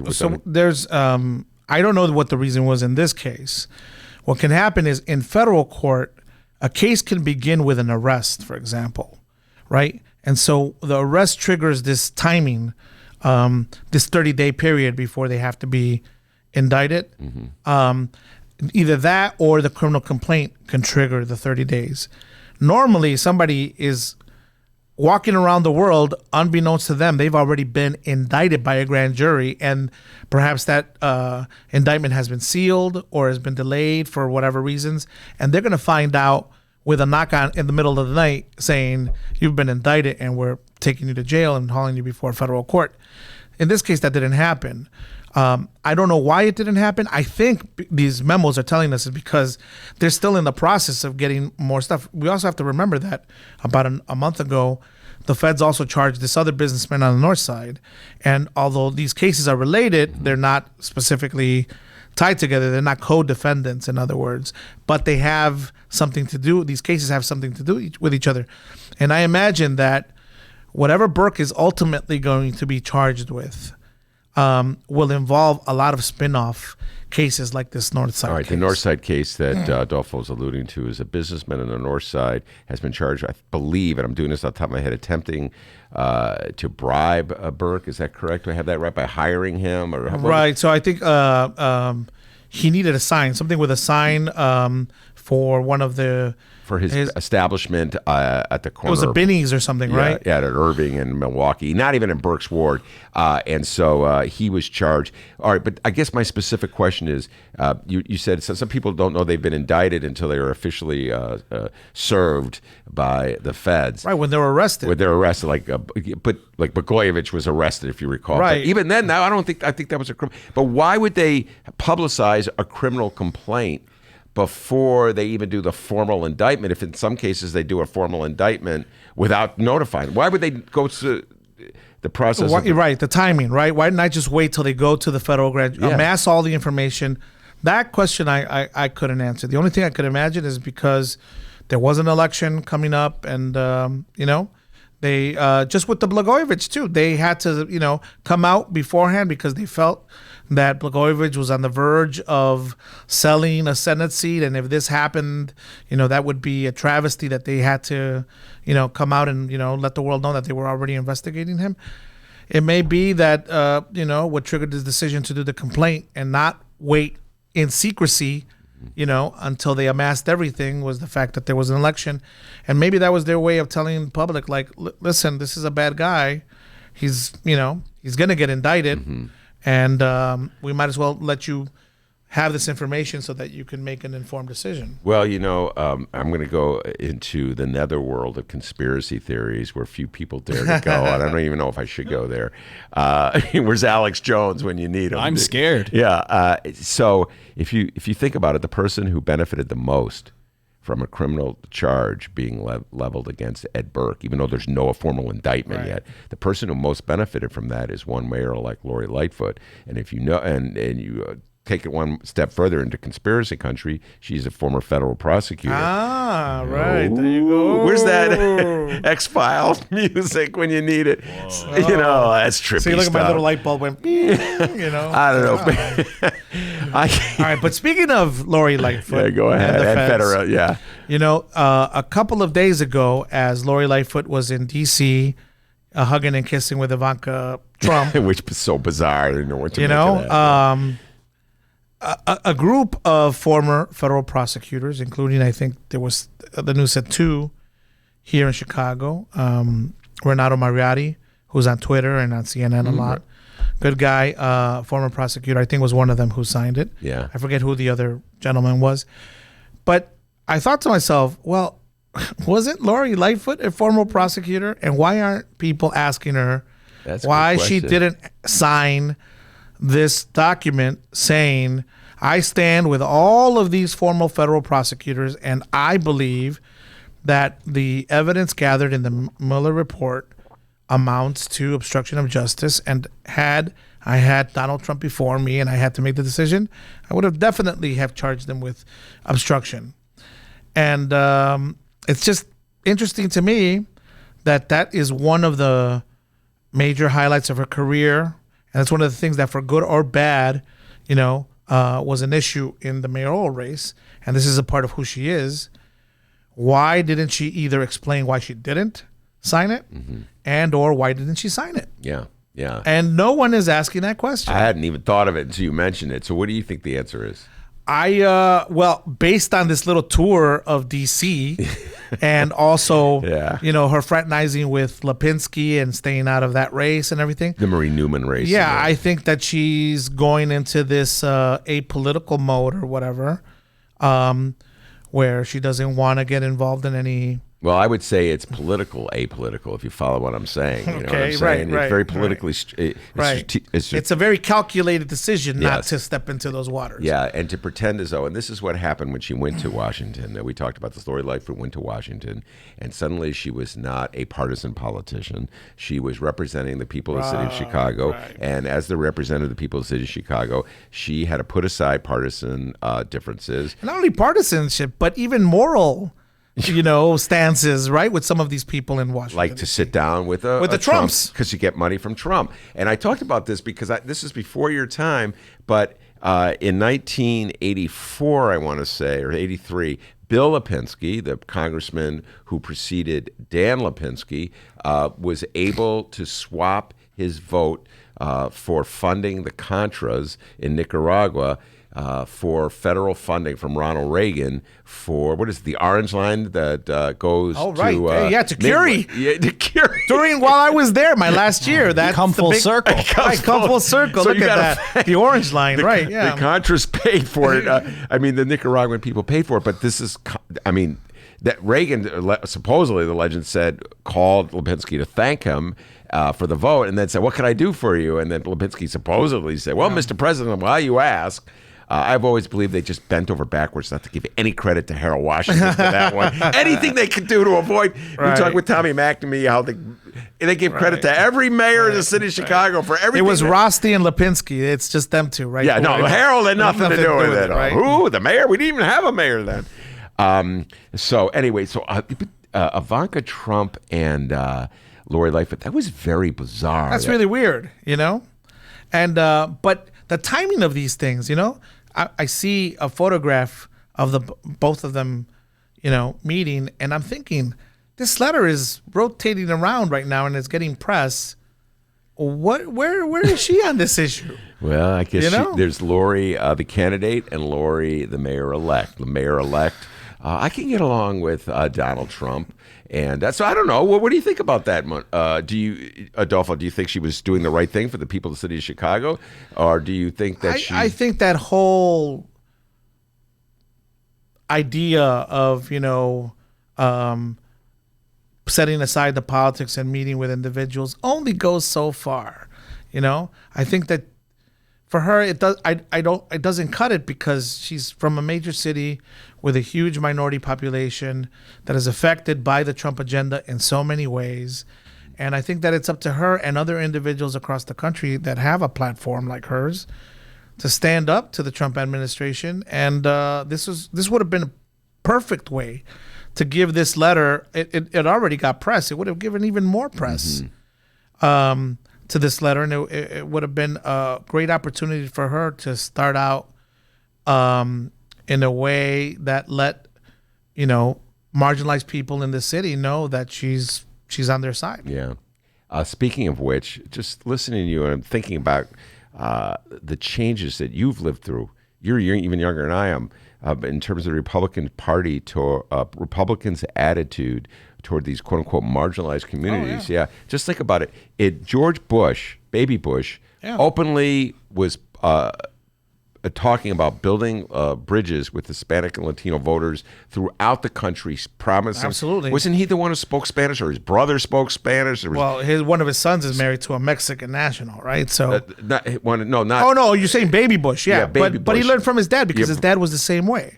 And the thing about issues like immigration, if you're a true Republican, if you're a true libertarian, those issues are win-win for you too, because you could see the argument of labor as helping out your Republican friends as well, But the only reason why Republicans don't back it is because the new Republicans with the xenophobia are the ones that are against it. But true old school Republicans understood that issue as a win-win for them as well. All right, so that brings me to this. You're wearing your University of Chicago pin there. Folks should know this. Adolfo Mondragon is a graduate of the University of Chicago Law School, and the University of Chicago is, at least their economics department is a champion of free markets, champions of libertarian policies.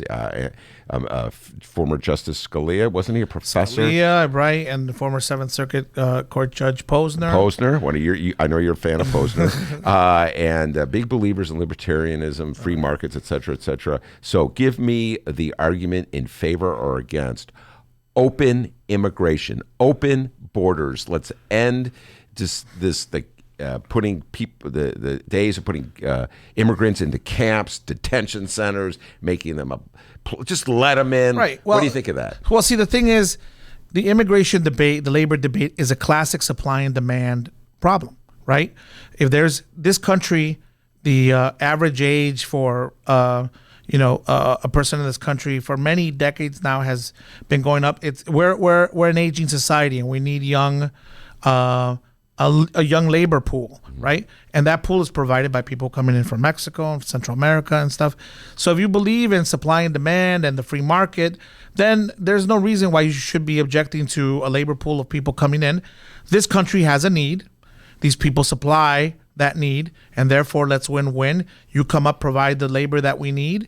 We'll give you the jobs that we have vacant, and we'll both make off as winners. It's classic supply and demand, just like any other supply and demand issue, like the marijuana issue or prohibition with liquor, right? All of these are supply and demand problems that, if you're a person who believes in the market, there should be no problem. There's a demand. Let's I agree with you. Man. Let's provide that supply. And so people like the first Bush, people like Reagan, who was the governor of California, they all knew that, for example, they needed farm workers. They needed a pool of laborers because God knows people in this country are not going to, bend down and work under the sun for the low wages that the market is offering, right? Mm-hmm. So there's people in need of jobs just south of the border who happen to know agriculture. So why not bring them up? And even people like Pete Wilson, remember Governor Pete Wilson? California. Yeah, he was this supposedly ardent anti-immigrant, and he proposed a lot of these anti-immigrant bills. But when the farmers and when other people in California needed that labor, guess what? He made exceptions to those rules because he knew deep down inside a supply and demand problem, right? But he has to, act like this person who is against it because, but that's the xenophobia that's been injected into the Is there anybody on the right that's articulating, in other words, people always talk about allow capital to flow freely from one country to, there are no borders when it comes to capital investment. Right. There are Mexican investors who are prominent investors in the United States. They buy property in the United States. Money flows freely. Well, if money can flow, it's harder to say than you think, flow freely across the border, why can't labor? Right. Why can't people flow? Because of the political aspect of it, right? So the economic fluidity has always been far ahead of labor issues, etc. Do you know anybody at the University of Chicago? I'm asking this. I do not know the answer. Oh, in terms of a conservative libertarian who advocated. I'm sure it would be easy to find somebody like who's truly not like buying into this Trumpist kind of xenophobic type of thing. If you look at a classical conservative who believes in supply and demand in the market, I'm sure you can find studies from the Cato Institute. I'm that confident. You could go back and find reports. Now the Republican Party has silenced any opposition, virtually any opposition to Donald Trump's lock them up in detention center policies toward immigrants from south of the border. I can't think of any Republican, even the what's his name, Paul, the senator, the Libertarian senator. I don't hear him talking about this either. Yeah, I don't think that they speak about it, but I bet you they believe it. I bet you they still believe in those core principles. That's why even things like IRCA, the Immigration Reform Act of 1980, 6 or something, when that legalized a lot of people who were undocumented, including a lot of my family. That was under a Reagan administration, and the reason they did it, and they left purposefully loopholes to benefit companies, like the fact that, yes, they required companies to make sure that everyone had a Social Security card, for example, but they weren't going to really punish you very hard if you didn't really look that, closely. I've never asked you, Adolfo, all these years I've known you, or maybe I didn't, I forgot. How did your family end up in Chicago? Your parents? Right. So my dad came here because he had uncles who had immigrated like in the late 40s and 50s. So he had a scattering of From Mexico. Mm-hmm. And so when he came in the early 70s to work, I believe he was undocumented. And then he brought over my mom. They received residency because of me, anchor baby. Okay, I will proudly say I'm an anchor baby because it shouldn't be a pejorative. I proudly wear that.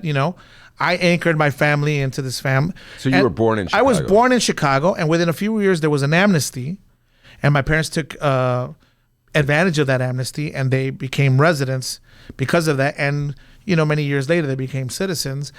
But look, I have 4 other siblings. We're all university educated. We're all doing pretty well. My brother's a cop.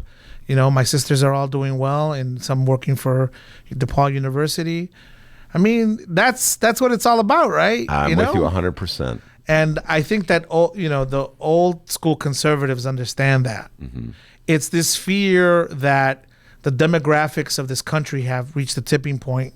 And they know that this country will be majority minority at some point, and that there are more people who are marrying outside of their ethnicities and race too.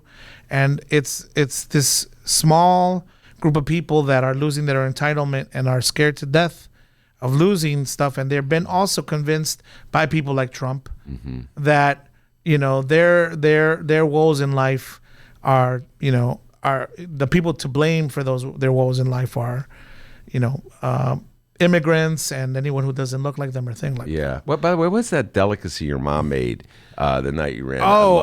It wasn't a delicacy. It was chimichangas, which are technically not Mexican, but she makes a good damn chimichanga. I'm going to tell you right now. And in fact, the last time you booked me, I think you pushed me to another week. Yeah. And I was going to bring you some. Oh, man. The chimichangas, if they had Mrs. Mondragon's chimichangas, they would drop all opposition because those things are good. I remember they had 20 of them. You had the raisins. Remember they had the raisins with the pork in it? Yeah, man. I was eating those chimichangas. God, this stuff is good. And your mom's like, hey, save some for the rest of us. Adolfo Mondragon is in the studio. We're going to take a little break, come back, talk a little Facebook. We'll be right back after this.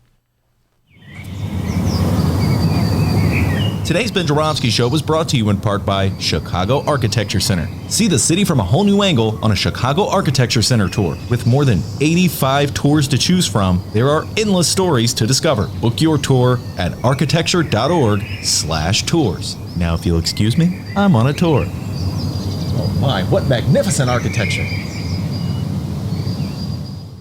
Hey everybody, what you're about to hear are the piano stylings of Jeff Manuel. Man, listen to Jeff go. Jeff Manuel has been playing piano around Chicago for years. He's played for conventions, for celebrities, played in basement bars with blues bands. He's played at prestigious social clubs, fine restaurants, and in the intimacy of private homes. Book Jeff Manuel at jeffemanuelpianist.com. Don't worry, I'll spell his name at the end of this commercial. You know what Chicago Magazine said? They said that Jeff Manuel is, quote, as comfortable with Chopin as he is with Cole Porter. He's excellent and his performance is joyous. He offers an elegant stream of compositions and interpretations that entertains the mind but won't hurt the ears. To hear more of Jeff Manuel's work and to book Jeff for your next event, go to jeffmanuelpianist.com. I'm going to spell it out for you, people. Jeff. M as in Mary, A, N as in Nancy, UELPIANIST.com. Take it away, Jeff Manuel.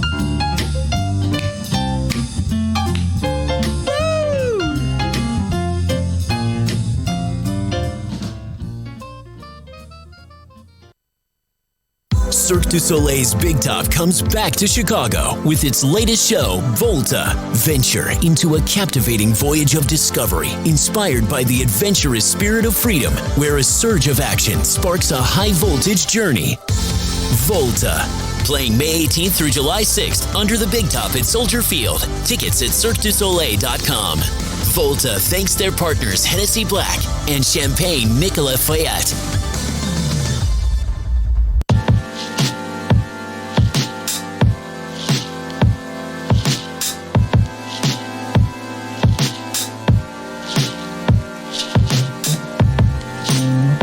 Hey, welcome back to the Ben Joravsky Show, live from the Chicago Sun-Times. Yes, indeed. Adolfo Mondragon is still here. Kitty Kurth is on her way. Plenty of political talk ahead of us. I have a White Sox question. White Sox question for Adolfo, but before we get to that, what you got for me, D? A quick little update here, and you really don't read this every day. The following comes from the Chicago Sun-Times and Tim Novak. A diamond engagement ring that former Governor Pat Quinn's campaign manager bought for Quinn's press secretary has become part of the federal investigation that's resulted in extortion charges against longtime Chicago Teamsters boss John Coley Sr., the Chicago Sun-Times has learned. The FBI is trying to determine who paid for the ring, which former Quinn press secretary Brooke Anderson got nearly 4 years ago from her husband, the governor's 2014 campaign manager. The key witness against Coley, Alexander S. Pisios, whose Cinespace Chicago Film Studios got millions of dollars in state grants under Quinn's administration, has told the FBI he contributed $500 toward the purchase of the ring. Okay, yeah. By the way, I actually know everybody involved in that story. I know Pat Quinn, of course, a frequent guest on this show. The gentleman, Alex, is the dude who owns the huge filming center on the west side where they do Empire. And Brooke Anderson, I remember her. She was a publicist for Gary Chico's, good God, I've been around this town a long time, Gary Chico's campaign in 2010, something that Adolfo and I disagreed on. One was for Gary Chico, the other wasn't. But for sentimental reasons, I said, right? You were for him because you're both from Back of the Yards. Right. Okay. And his grandfather was, a person who did a lot of good in the Back of the Yards. All right, but somehow or other you couldn't find your way in your heart for sentimental reasons to support Chewy Garcia. It's from the same neck of the woods. Isn't that interesting? Yeah. Sentiment only goes so far. Well, there's nothing for me to, be sentimental over for him. So, for Chewy. So, hey, FBI, did you hear Ben? He knows everybody involved in this. Maybe you should talk to him next. I had nothing to do with it. I swear. I just know him. How about that'd be a hell of a bonus interview right there. We got the FBI. Before you haul me off the jail, you want to sit down and talk? I'll represent you. I've done one of those, actually. Wait, those Queen for a Day where, the FBI comes in and says, okay, you got to tell us everything because if you miss something out, we're going to charge you. Well, I got a lot of issues. We had Dave McKinney in here a little while ago, the WBEZ reporter who did a fantastic podcast about Rod Blagojevich. And he had tapes of Rod Blagojevich's phone conversations that led to his indictment. We talked about that earlier. I don't know. It just seemed to me tremendous overreach by the feds to find something that they could use against Blagojevich. And then everybody just went to town on that one. Now he's spending 14 years around. There's a part of me that thinks I never liked Blagojevich. I'm going to say it right now. Never supported. He didn't like me either. But I do believe there's such a thing as federal overreach. Oh, yeah, absolutely. Absolutely. The guy's been spending a lot of time for something that he thought about, but never actually did anything to, Wait, hold on, I got a call here. Hello? Yeah? Oh, FBI's on the line. Agent Jones wants to talk to you. Agents. What are the name of the FBI agents in X-Files?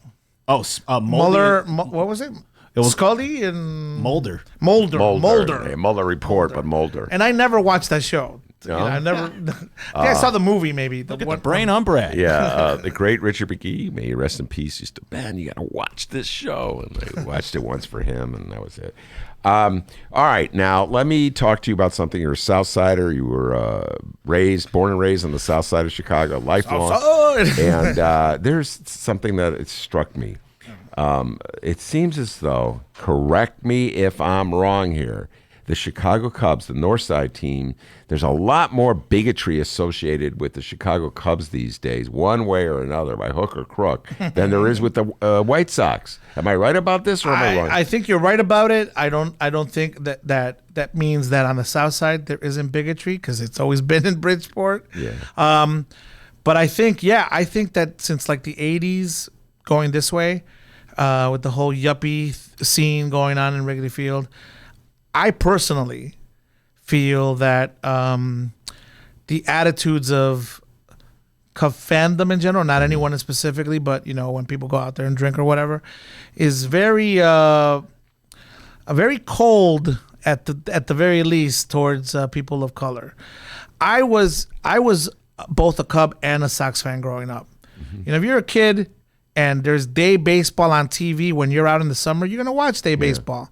I watched the Cubs during 84, 89, But it was only after during my college years when I would go up to Wrigley Field and I got treated like crap on the red line going up during the game and afterwards trying to get into bars. And I don't mean just razzing about, oh, you're a Sox fan or whatever. I'm talking about full-blown bigotry. That I said, you know what? I like the guys who are playing on the field. I like Sammy. I like all these, guys that they have. But I can't support two teams if, in particular, one doesn't make me feel at home. Yeah. Well, the latest incident, and it's chronicled in the Sun-Times. It's been in both papers and on the media. Had to do with Doug Glanville, and Doug Glanville is a broadcaster, former baseball player, played for the Cubs, a beloved Cub, former Cub. And he is now working for NBC Sports Chicago. And he was doing a report, and there was some white guy standing behind him. I saw that, and gave a white the racist KKK, symbol. right? And then the Cubs investigated, and they did the right thing by sending him a letter saying he's not going to be allowed back in the ballpark. I wonder how they're going to enforce that, though. That dude could buy tickets and just get in any day. I don't know if you can enforce something like that. And but I'm glad that the Cub organization did that, in particular because of the hypocrisy that they're right, exactly, and there is a hypocrisy to it. Right? Okay, to explain, Daddy Cub Ricketts, the head of the Ricketts family, has made some very offensive remarks in emails regarding Muslims, and so yeah, there's the whole history of this struggle here that the Cubs are having. Right. But I don't know. Do you think it's the culture of Cub fans these days? Let me put it this way. I've known a lot of Cub fans. Southside Cub fans, for Christ's sake, that grew up with the White Sox, okay? Who love them because of 84 and 89, right? Or who saw them just like when I was a kid, just like me, right? And I know Northside fans, and I know white Cub fans who are cool and they go to the game and they go to watch baseball and they love the history of but I got to tell you, man, there is an aspect to Wrigley Field and Cub fandom in general that attracts a lot of people who are just there for the peripheral stuff, the drinking, the hooking up with chicks from in the bleachers or whatever, who carry this kind of frat boy mentality and entitlement and stuff, and when they're liquored up and, stuff, it makes for a very bad atmosphere at the ballpark. I have not gone to Wrigley Field in many, many years. And I liked going to Wrigley Field. It's a beautiful ballpark. It's, one of the handful of original ballparks around and stuff. And I like watching good baseball. I root for my Sox. And if they go up against the Cubs, I'm going to root for my Sox over the Cubs. But I like Cubs too. I mean, I grew up liking them, and I'm not gonna say that I hate them or whatever, right? And I would like to go to a Cub game once in a while, but I personally haven't gone in years because I feel I'm not accepted in the neighborhood. I'm not accepted at the ball game, and it's not just been one occasion, man. It's been several. And what about when you go to Sox Park? You feel accepted there? I do, even though I know that people sitting in at the Cell or whatever the hell it's called now, Guaranteed Field or whatever, there's a bunch of people from particularly from Bridgeport who are very close-minded. But I don't get, but the thing about the South Side is, even amongst people who are very racist in Bridgeport, you got to remember that Comiskey, the old Comiskey, still also was the ballpark where the Negro Leagues played in town. And so when you go to the park, you don't have that atmosphere. You might have one or two people who are liquored up or whatever and might go that way. But in general, you don't feel it like you feel it, at least in my personal experience. At Wrigley Field. Well, I got to tell you, it's been one incident after another. I mean, Carl Edwards. You've had incidents with friends at Wrigley Field, too. Yes, I've had incidents with friends at Wrigley Field. Right? I'm looking at one in the studio right now, as a matter of fact, and I remember it very clearly. And listen, I've visited other cities. I've gone to Seattle and watched Major League Baseball. I've gone to Boston. Yeah. And Boston's a very segregated town like Chicago, too. And I've never felt that way in those stadiums either, Yeah, no, you there's know? something about, and I love it's weird because I love the Cubs. I love the uniform. I love the history. Fergie Jenkins, Ron Santo, Billy Williams, Kenny Holtzman. And I like all those guys too. I'm a Sox fan, but you know what? You got to give respect to good ball players and good ball club history. And I would love to be more open about liking that kind of stuff. But this issue, you know, for me, that's the issue. No, that it's just this negative. The letters to Carl Edwards Jr., the relief pitcher, the bigotry expressed by the owner, the fan who stood. Doug Glanville's a total class act, and you know, to treat him with that disrespect. I don't blame the Cubs for the fan who makes the horrendous, but it's just all kind of part of it, you know, and it's just turning me against the Cubs and their whole attitude. They got to clean up their act there at Wrigley Field. Yeah, that frat boy think stuff. too. And maybe the Cubs should be more proactive to do things, the ballpark to do things so that when you go to Wrigley Field, you feel a little bit more welcomed because they have to go maybe that extra mile to make people feel welcome. Well, maybe later in the show we'll bring Miles on to tell the story about what happened when we were there about, I think it was 2 or 3 years ago. You know, Theo Epstein went to Yale when I was at Yale. I never met him. I didn't know him. I think he graduated like 2 years before I did. But you know, I'm glad to see that Epstein's a liberal guy. And he's a Boston guy, right? But he's from like Boston. Like his parents are like Harvard professors, and you know, he's like from Brookline. You know, he's a little, But anyway, Adolfo, thank you very much. Kitty Kurth is here. Kevin Lampe is here. We're going to be talking national politics. Biden time coming up. We'll be right back after this. Today's Ben Joravsky Show was brought to you in part by Chicago Architecture Center. Get to know your city on one of Chicago Architecture Center's 65 walking tours. Hear the unforgettable secrets and stories behind Chicago architecture from our expert docents. Book your tour at architecture.org/tours. Now, if you'll excuse me, I'm actually on a tour right now. Oh, wow, look at that building. At Chicagoland Cremation Options, we are committed to listening, educating, and guiding your family through the cremation process. Whether it is time of death or when planning your wishes for the future, Chicagoland Cremation Options can accommodate you at an affordable price and with great dignity. Avoid funeral home costs with direct access to a crematory for a cremation.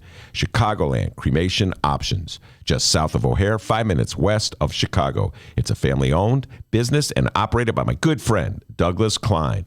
Visit it at ChicagolandCremationOptions.com. One more time, ChicagolandCremationOptions.com. Read the Chicago Reader to get up to speed on what's what in Chicago.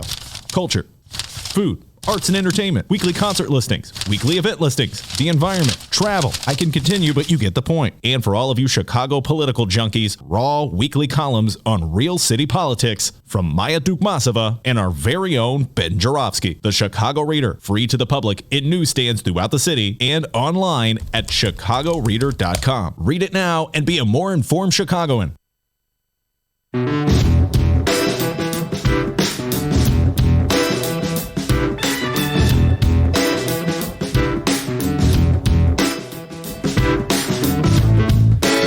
All right, that commercial break's over. Welcome back to the Ben Joravsky Show, live from the Chicago Sun-Times. Yes, indeed, we are live.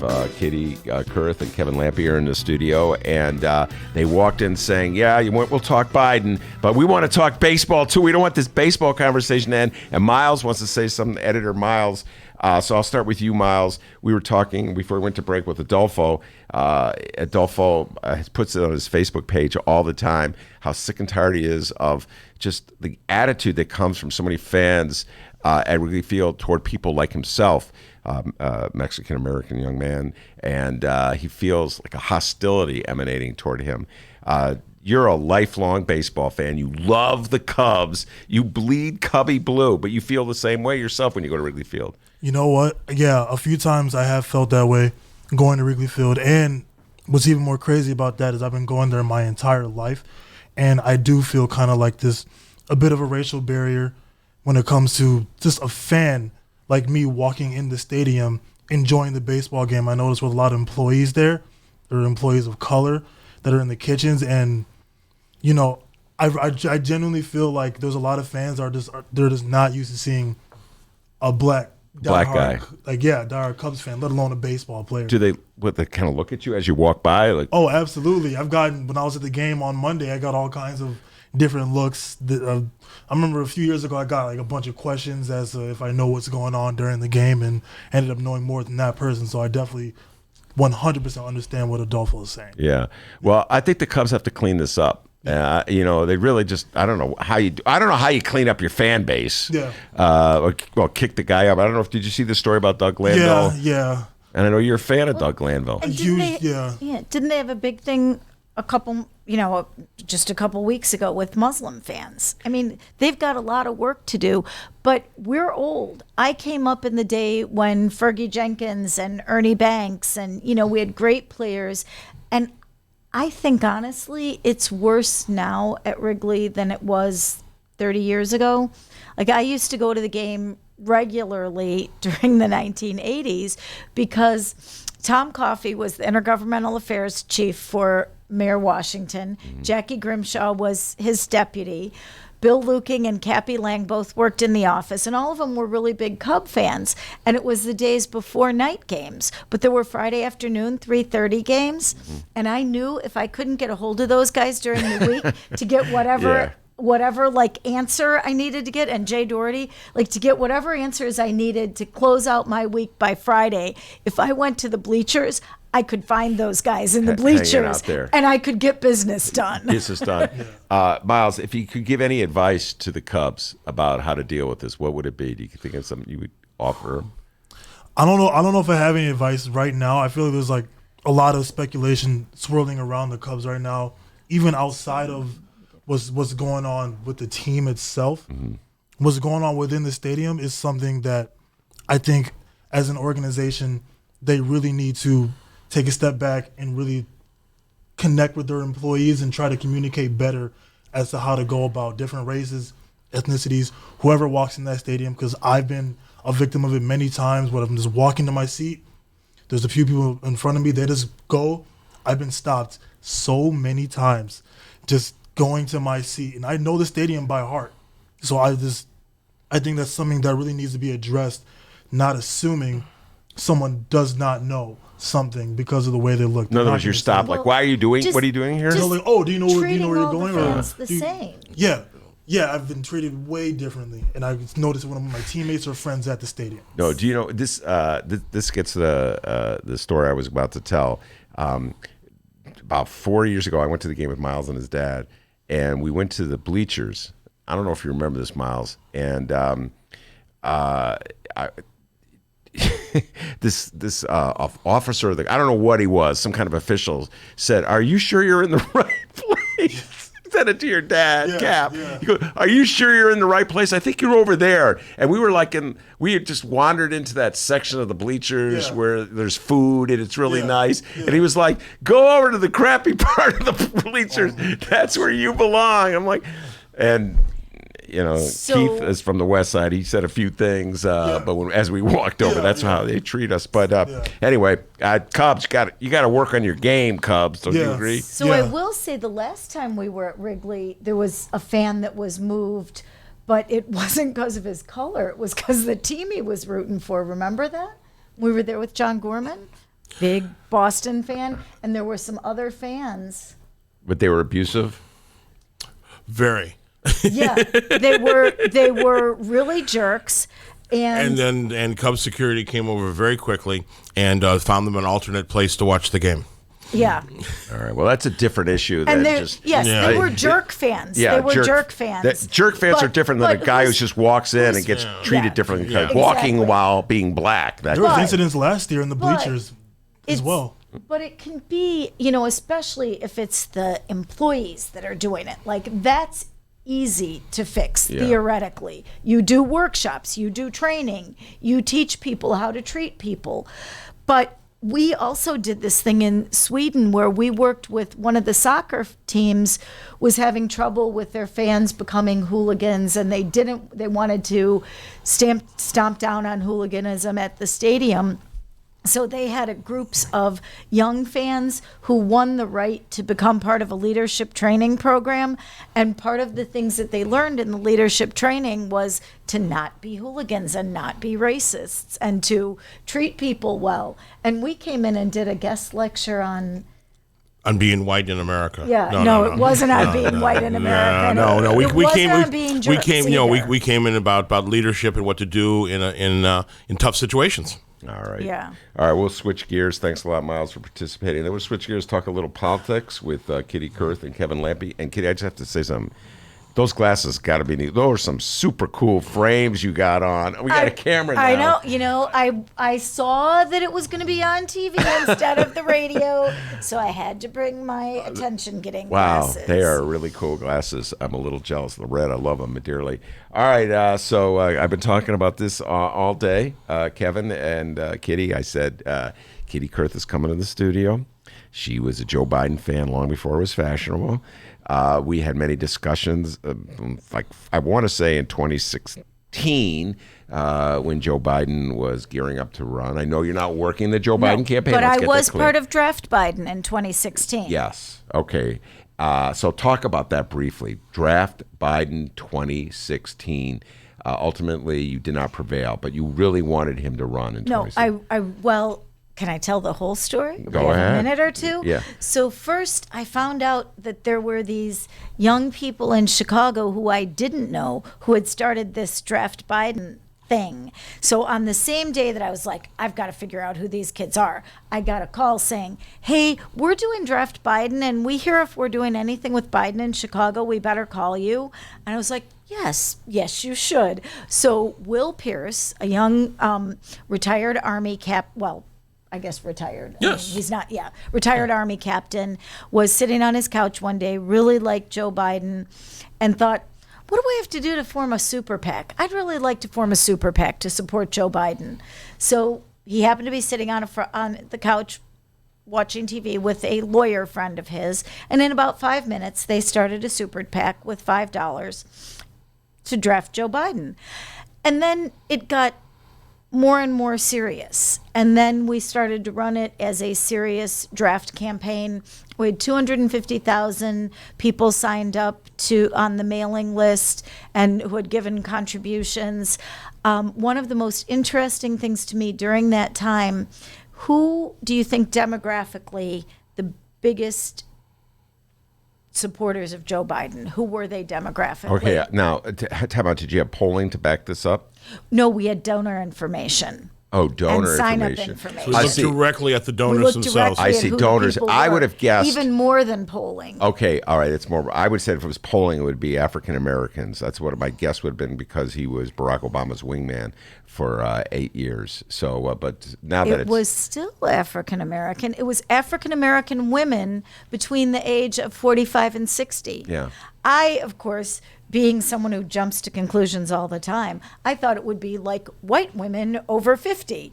But no, it was African American women, sort of middle-aged African American women. Which were is the beyond strongest. ironic considering the Anita Hill factor in this current. Although we also work with Carol Moseley Braun, Ambassador Senator Carol Moseley Braun, and she has officially endorsed Joe Biden and is a surrogate speaker for Joe Biden. And there's irony there as everybody above the age of, let's see, you have to be at least 50 to remember that Carol Moseley Braun, to a large degree, I think you'll both agree with me, owes her Senate seat to the uprising, the political uprising that occurred in 1992 after Joe Biden and the senators treated Anita Hill. It is the exact it's the exact reason why she ran. She watched the hearings and said, I'm going to do something and I'm going to throw my hat in the ring and we'll see what happens. And when she was running, and one of the reasons why she's supporting Joe Biden is Joe Biden begged her to be on the Judiciary Committee. She was like, I was on the Judiciary Committee in Illinois. I want to try something different. I want to be on foreign relations. I want to be on finance. Oh, that's right. She wanted to be on finance. Well, she knew and she from ended up on Illinois finance. that's where the money is. Money is, right. But Joe begged her to be on Judiciary and begged her and begged her and begged her. But was a good friend and mentor to her when she was in the Senate, as was John Kerry. And, once she got there, women were treated fine despite the fact that, Well, yes. except for wearing pants, right? Oh, except for the whole wearing pants thing. All right, now, Kitty, you're going to have to help us. Many of our listeners and many of our guests have a very negative attitude toward Joe Biden, and it caught me by surprise, I must admit. That's interesting. Yeah, and we'll play the tape for you when we come back for break and see your reaction to the Obama tape. But many of our guests, many of our listeners, many of my friends of the millennial persuasion have a very critical attitude toward Joe Biden. And a couple reasons. One is his position on the crime bill, the Bill Clinton crime bill of the 90s.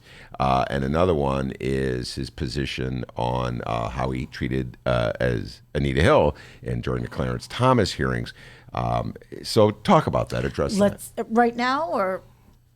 Yeah, right now. Yeah, okay. right. Well, I think that's very interesting because, first of all, I think if you look at how most of the Democrats voted for the crime bill, because it was Bill Clinton's crime bill, and he was our Democratic president, and the vote to support our Democratic president was to vote for the crime bill.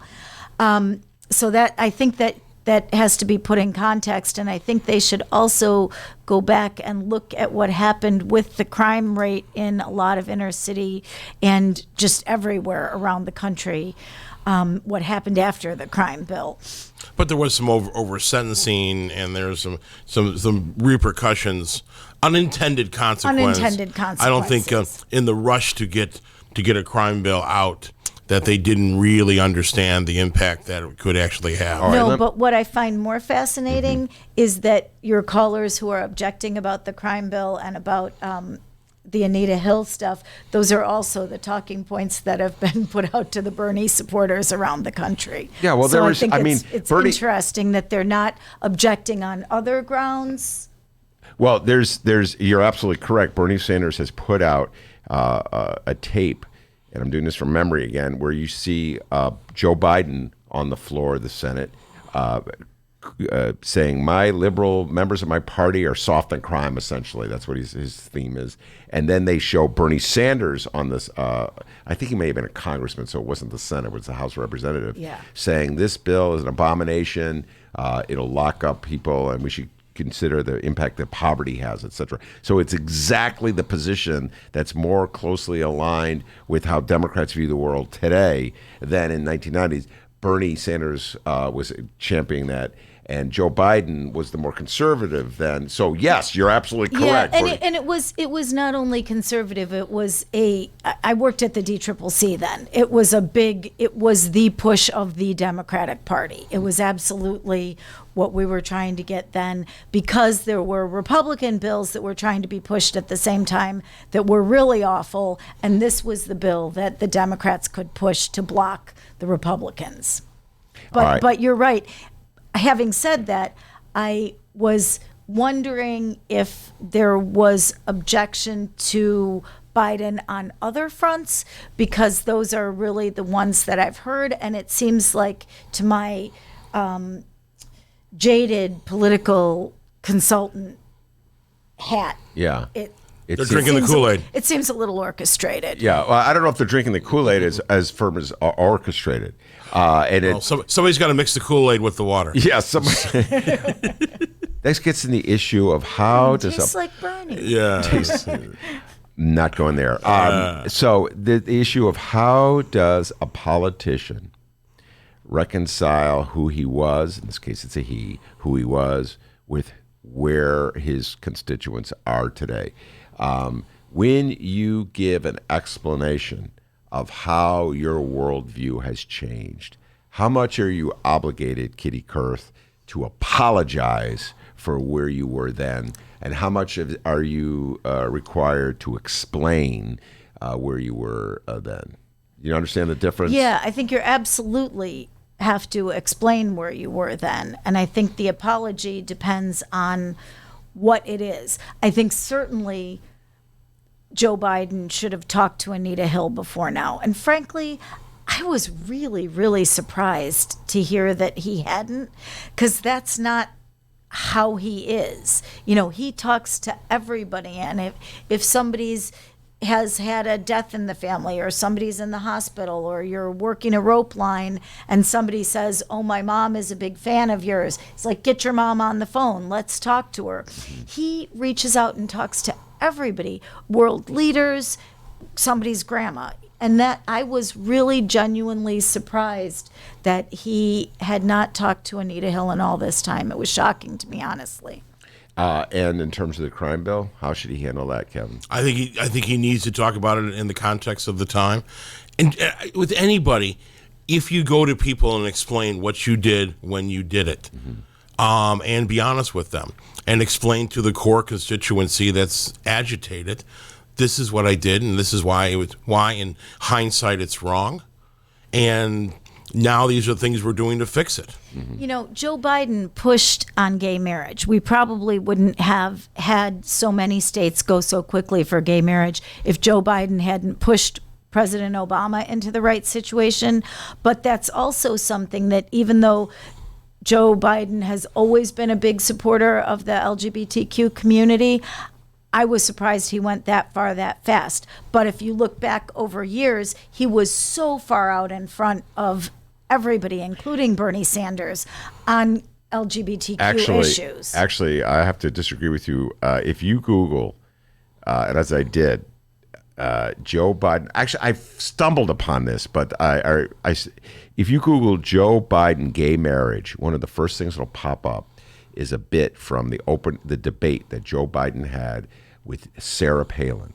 And the opening line, and I'm paraphrasing, from 2008, so give me a little credit here, is that there will not be gay marriage with the Obama administration. The Obama administration is against gay marriage. It's the opening line. And because Obama was against it. Well, okay. And he brought Obama to it. But if you look at his votes on other LGBTQ issues, he has always been at the forefront. I worked for Paul Tsongas back in the dark ages. And Tsongas... dark ages. Well, and Tsongas was the first one to push human rights legislation in the Senate, in 78. And then when Biden came in, he was one of the people that when Tsongas came in, Biden was one of the people that worked with him and helped him on that legislation. This is one of the things that drives me crazy, and as I get closer to the 60 than I am to 20. You got a ways to go, young man. Yeah, about 2 years now. 2 years as of May 29th. Birthday cards, please. But we on the left spend too much time overanalyzing ourselves. We eat our young. we have these litmus tests that nobody, yes, they say the great line, Democrats fall in love and Republicans fall in line. And because we are a big tent party. I'm on the far left of the big tent, but I also know there needs to be some people more closer to the center, and then it's going to work. And we're spending our time right now talking about Joe Biden. Right now Joe Biden was one of the best things that happened to gay marriage. By him going out there and moving it along. So now we can move forward. I guess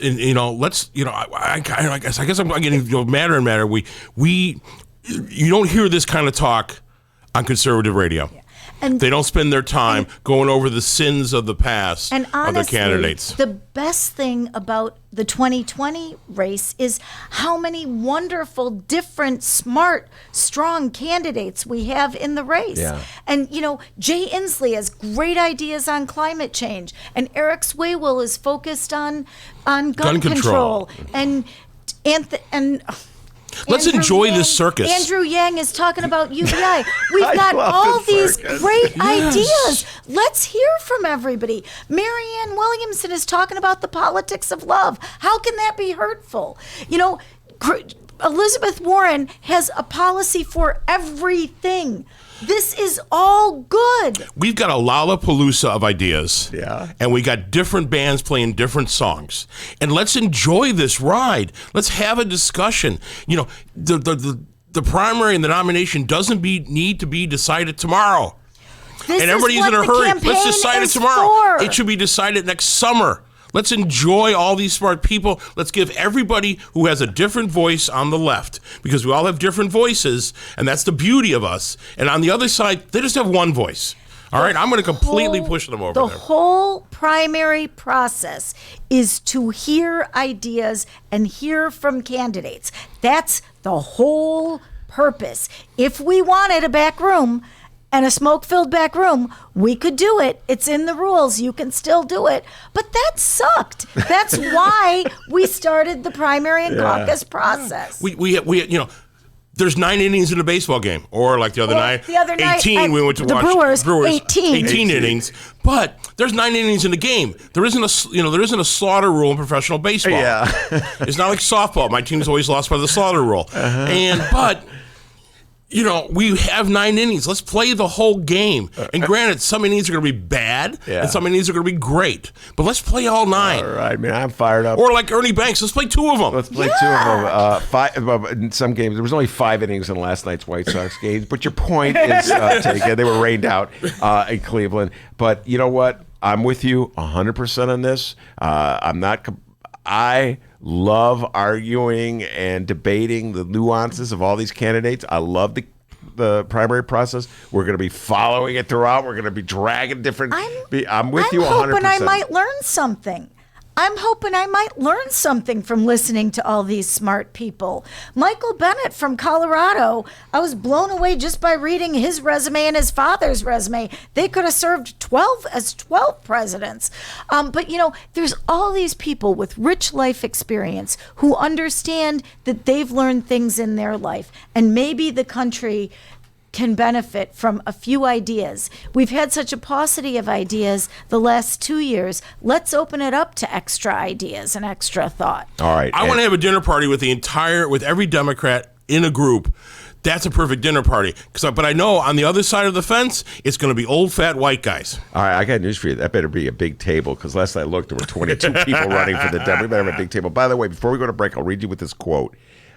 From the New York Times, and I recognize it's May 10th, 2019, a year before the primary season ends. Okay, yes. So it's like 6 months. California is actually even after May 9th. Yeah, so it's almost. Yeah, okay. An internal poll of 17 states taken by Mr. Trump's campaign showed one possible opponent, former Vice President Joseph R. I love Kitty Kurth Biden, overtaking Mr. Trump in a head-to-head contest, according to people familiar with the numbers.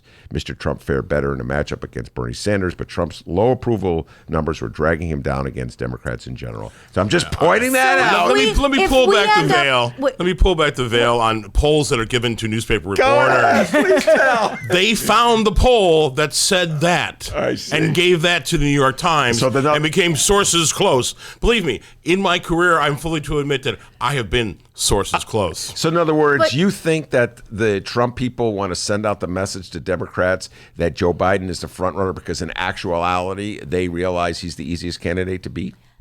I wouldn't be surprised. Possibly. I don't know if Trump's people are that smart.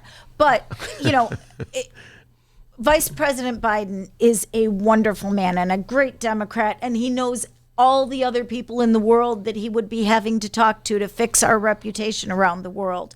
And if the Democrats decide that he should be the nominee, I will be their hook, line, and 2 sinkers. But I want to hear all the ideas before I make my choice. When I walk into Baskin-Robbins, I frequently sample a few flavors. And I also used to work at Baskin-Robbins a million years ago, and I used to sample all the flavors. But, you know, we are at a time when it is so easy to get information and to share information. There's a million podcasts, really good ones like the Ben Joravsky Show. You know, let's listen. Let's listen to each other. Let's talk to each other. If we can have the best ideas going in, and we've got to listen to everybody on the left, but we've also got to listen a little bit to those people in the party that are more on the right and what's bothering them. Why did they vote for Obama and then vote for Trump? Let's go talk to them. Let's go listen to them. Let's send the candidates out there to hear. That's part of their job. That is Kitty Kurth. Kevin Lampy in the studio as well. We'll be right back with the Obama test. after this. Read the Chicago Reader to get up to speed on what's what in Chicago. Culture, food, arts and entertainment, weekly concert listings, weekly event listings, the environment, travel. I can continue, but you get the point. And for all of you Chicago political junkies, raw weekly columns on real city politics from Maya Dukmasova and our very own Ben Joravsky. The Chicago Reader, free to the public in newsstands throughout the city and online at chicagoreader.com. Read it now and be a more informed Chicagoan.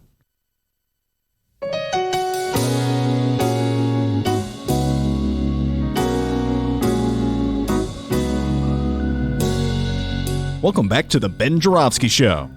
Mr. Joravsky, take us to the weekend. Okay, super cool music means and another super cool show. Not done yet. Kitty Kurth, Kevin Lampe still in the studio with me. And we've been talking national politics. Kitty and Kevin are saying, hey, Democrats, have an open mind. Listen to all the candidates. And just don't write off Joe Biden because he was on the wrong side of this issue or that issue 20 years ago. People can change, huh? I have advice for politicians who want to deal with the issue of that they're embarrassed by the position they took before. They disagree with the position they took before. Don't be like Mayor Rahm. Mayor Rahm wrote an essay, or somebody wrote an essay, and he put his name on it in the New York Times yesterday, Lessons for Police Reform. And I've talked about this extensively already with Tommy McNamee and Adolfo Mondragon. I'm not going to repeat it again for you guys, but it's all about how he knew what was right about police reform, Rahm, as opposed to the reality of what happened. He was forced, kicking and dragging and screaming to deal with the issue when the Kalam McDonald video was released. I would prefer and respect a politician who said, you know what, I really screwed up. And then this video came out and I saw, oh my God, people cared about this issue instead of making stuff up. So if I'm Joe Biden, and Joe, if you're listening, I know you are, you're a huge fan of the show, and you particularly with Kitty on, don't be afraid to deal with this stuff and talk about your position on the Clarence Thomas hearings, et cetera, and so forth. All right, D, you want to play that tape for Kitty and Kevin? Yeah, sure. All right, so this is sort of like what do they call it? Rorschach's test? Rorschach test, yeah. Your reaction to this voice extolling the virtues of one Joe Biden. This is a Joe Biden ad from last week, I believe. This is an extraordinary man with an extraordinary career in public service. Somebody who has devoted his entire professional life to service to this country. He revitalized American manufacturing as the head of our middle-class task force. Get ready for the drum. He fought to make college more affordable. He suited up for our cancer moonshot, giving hope to millions of Americans. Love the drum. Joe's counsel has made me a better president. He led our It's On Us campaign against campus sexual assault. He championed landmark legislation to protect women from violence. He led our efforts to combat gun violence. All right, very good. That, of course, is Barack Obama extolling the virtues of Joe Biden. When he was giving him the Presidential Medal of Freedom. Very good. When Kitty and Kevin were watching in our living room. Crying. Crying our eyes out. It was so beautiful. All right, that was. I took so many screenshots of the TV that day. That was 2016. October? December, right? Right after December. the election. Yeah. And so Joe Biden. That really epitomized the relationship between Barack Obama and Joe Biden. Joe Biden was there for Barack Obama, and he was sort of like the white guy that just really normalized Barack Obama for a lot of white people who were scared. You get what I'm saying? Mm-hmm. And that was a role he played, a political role. Let's be real about it. And you could tell that Barack Obama appreciated the role that this guy played for him. So when you hear that now, Kitty Kurth and Kevin, do you feel like inspiration for Joe Biden? Do you like hearing Barack Obama's voice? Because again, I'm a little surprised about many of my people coming to the show act jaded. Like, Barack Obama, I've heard it. I'm sick of his voice, et cetera, et cetera. When you hear it, what do you think? Well, I am forever moved by the president's Obama his voice. I mean, it's a big part of my life. I mean, I was on stage with him and prepped him in 2004 for the Boston speech. For the speech that propelled him into. I did not know that. I was on. Wait. I mean, I was on stage. There is no Red America. There is no Blue America speech. Purple State. And I was, and I helped with logistics and making sure that everything went smoothly. And I got one edit in the speech, but there was a whole team backstage, and I was on that stage when everything changed. I remember, as I like to say, I'm an Irish guy raised by Italians, so I'm a weepy guy, and I'm crying all over the copy of the speech in case the teleprompter breaks. The extra copy. That if the teleprompter breaks, this is the speech he would use. And then he'll walk it out there. Wait, time out. You were the guy who would walk it out? Yeah. Like in front of everybody? Yes. Yeah. If you watch YouTube, Kevin's see on me, there with see me Barack. clapping my hands. Who were you working for the Senate? No. There was it's a team that Kitty and I helped to run now called Speaker Trackers since we 96. work with every speaker at the Democratic Convention. Man, what a great gig that was! It's the best gig in the world. It is. How come I didn't get that we gig? Get the funny thing, the interesting thing, podium credentials. The interesting thing was, the team gathers. There's like 50, 60 people, all like really great advanced people, who understand political advance. But what happens is, you get to pick who you want to work for. Yeah. Well, nobody's interested in the state senator from Illinois, except me. Yeah. Who knows Everybody what's wants going like, I want to do Ted Kennedy. I want to do this. Oh my gosh, my lobbying career will help me do this. And but no, I'll take the guy with the funny name from Illinois. And of course, but Barack's team also reached out to us beforehand and asked if we would help him at the convention. Who was Barack's team back? Back in the day, Daryl Thompson was chief of staff for the campaign, and Daryl and I had worked together at the DCCC. And when Daryl first came to Chicago, he slept on my couch for 3 weeks until he could get an apartment. And Axe was on the team at that point. But we worked. Daryl and I had worked together on Alice Palmer's campaign, and on Alice Palmer's campaign, the two of us had this amazing kitchen cabinet volunteer who would write us all our position papers, who would tell us what everything would be, who sat in the back room and wrote everything, and his name was Barack Obama. Alice Palmer, the former state senator from the south side of Chicago, who Barack Obama replaced but was her volunteer first. Wow. He was our volunteer on Alice's campaign, but then Alice had promised, she said, okay, I will endorse you because I'm not going to run for my state Senate seat again. I will endorse you. And while I love Alice Palmer dearly, she changed her mind 3 days before filing, and it didn't turn out well for her. But to get back to what was happening behind the scenes at the convention in 2004, there was concerns. Was he going to be good enough? And he went from struggling in the first rehearsals to the last rehearsal, Axelrod turning to me and saying he's only 70% of the way there. But Kevin also had to use his political skills to even get Barack a second and third rehearsal, because speakers only get one rehearsal. So when you say you actually get to stand at the podium, no, we have 2 rehearsal rooms, now 3 backstage. Where there's a podium, there's lights, there's sound. I see. There's a speech trainer, there's a speech writer, and then you will go out on stage and just kind of get a look at it. Yeah. But there's a whole whole system, and what always fascinates me is one of the first things. While he's coughing, Daryl Thompson had reached out to us 3 weeks before and asked what kind of teleprompter it is, what are the lights. So we because Daryl knew that we worked on the speaker tracker team, so we had given the Obama campaign all the specifics so that they could set up a rehearsal room in Chicago so he could rehearse before he got to Boston, because he was going to be this keynote speaker. They knew it was a big deal. But one of the first things you tell somebody who's going to speak at the convention is you're not talking to the people in the hall. You're talking you are talking to one person at a time, just like we right now. Mm-hmm. On the radio, we're only talking to one person at a time. And that's like my cousin Sam, who's listening to us. Chet, Hey, Sam. Chet, Sam. I know you're in the car. I know you're listening, Chet. I hear you. So like when I'm doing this, I'm thinking about that I'm talking to my cousin Sam about this. Yeah. So we can get that. And that's what you do it well. And so that's one of the challenges is you have to understand when to talk over the applause and when not to talk, and it's a whole different way of giving a speech. But I've never seen anybody progress as much and as quickly as Barack did from the moment he got to Boston to when he hit the stage. Yeah. Well, I mean,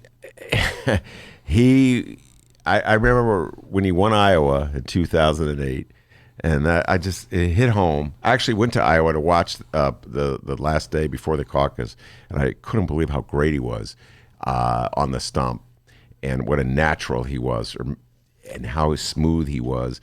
And I was like, man, this guy's the real deal. This is what we teach all the young people who want to be involved in politics. Barack was not a natural speaker. Barack learned it. Barack learned it so well. Now, I knew Michelle early in her career, and Michelle Obama was a natural speaker from the first time I ever heard her speak to a group of 20 women.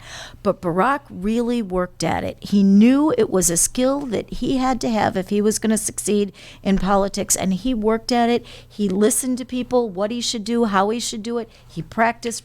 You know what? That is a very important distinction, and I'm glad you made it, Kitty, because there are people, when I say natural, it looks like it comes so easy, and the reality is, you're right, it was years of preparation that got to him that point. And it wasn't just the speaking.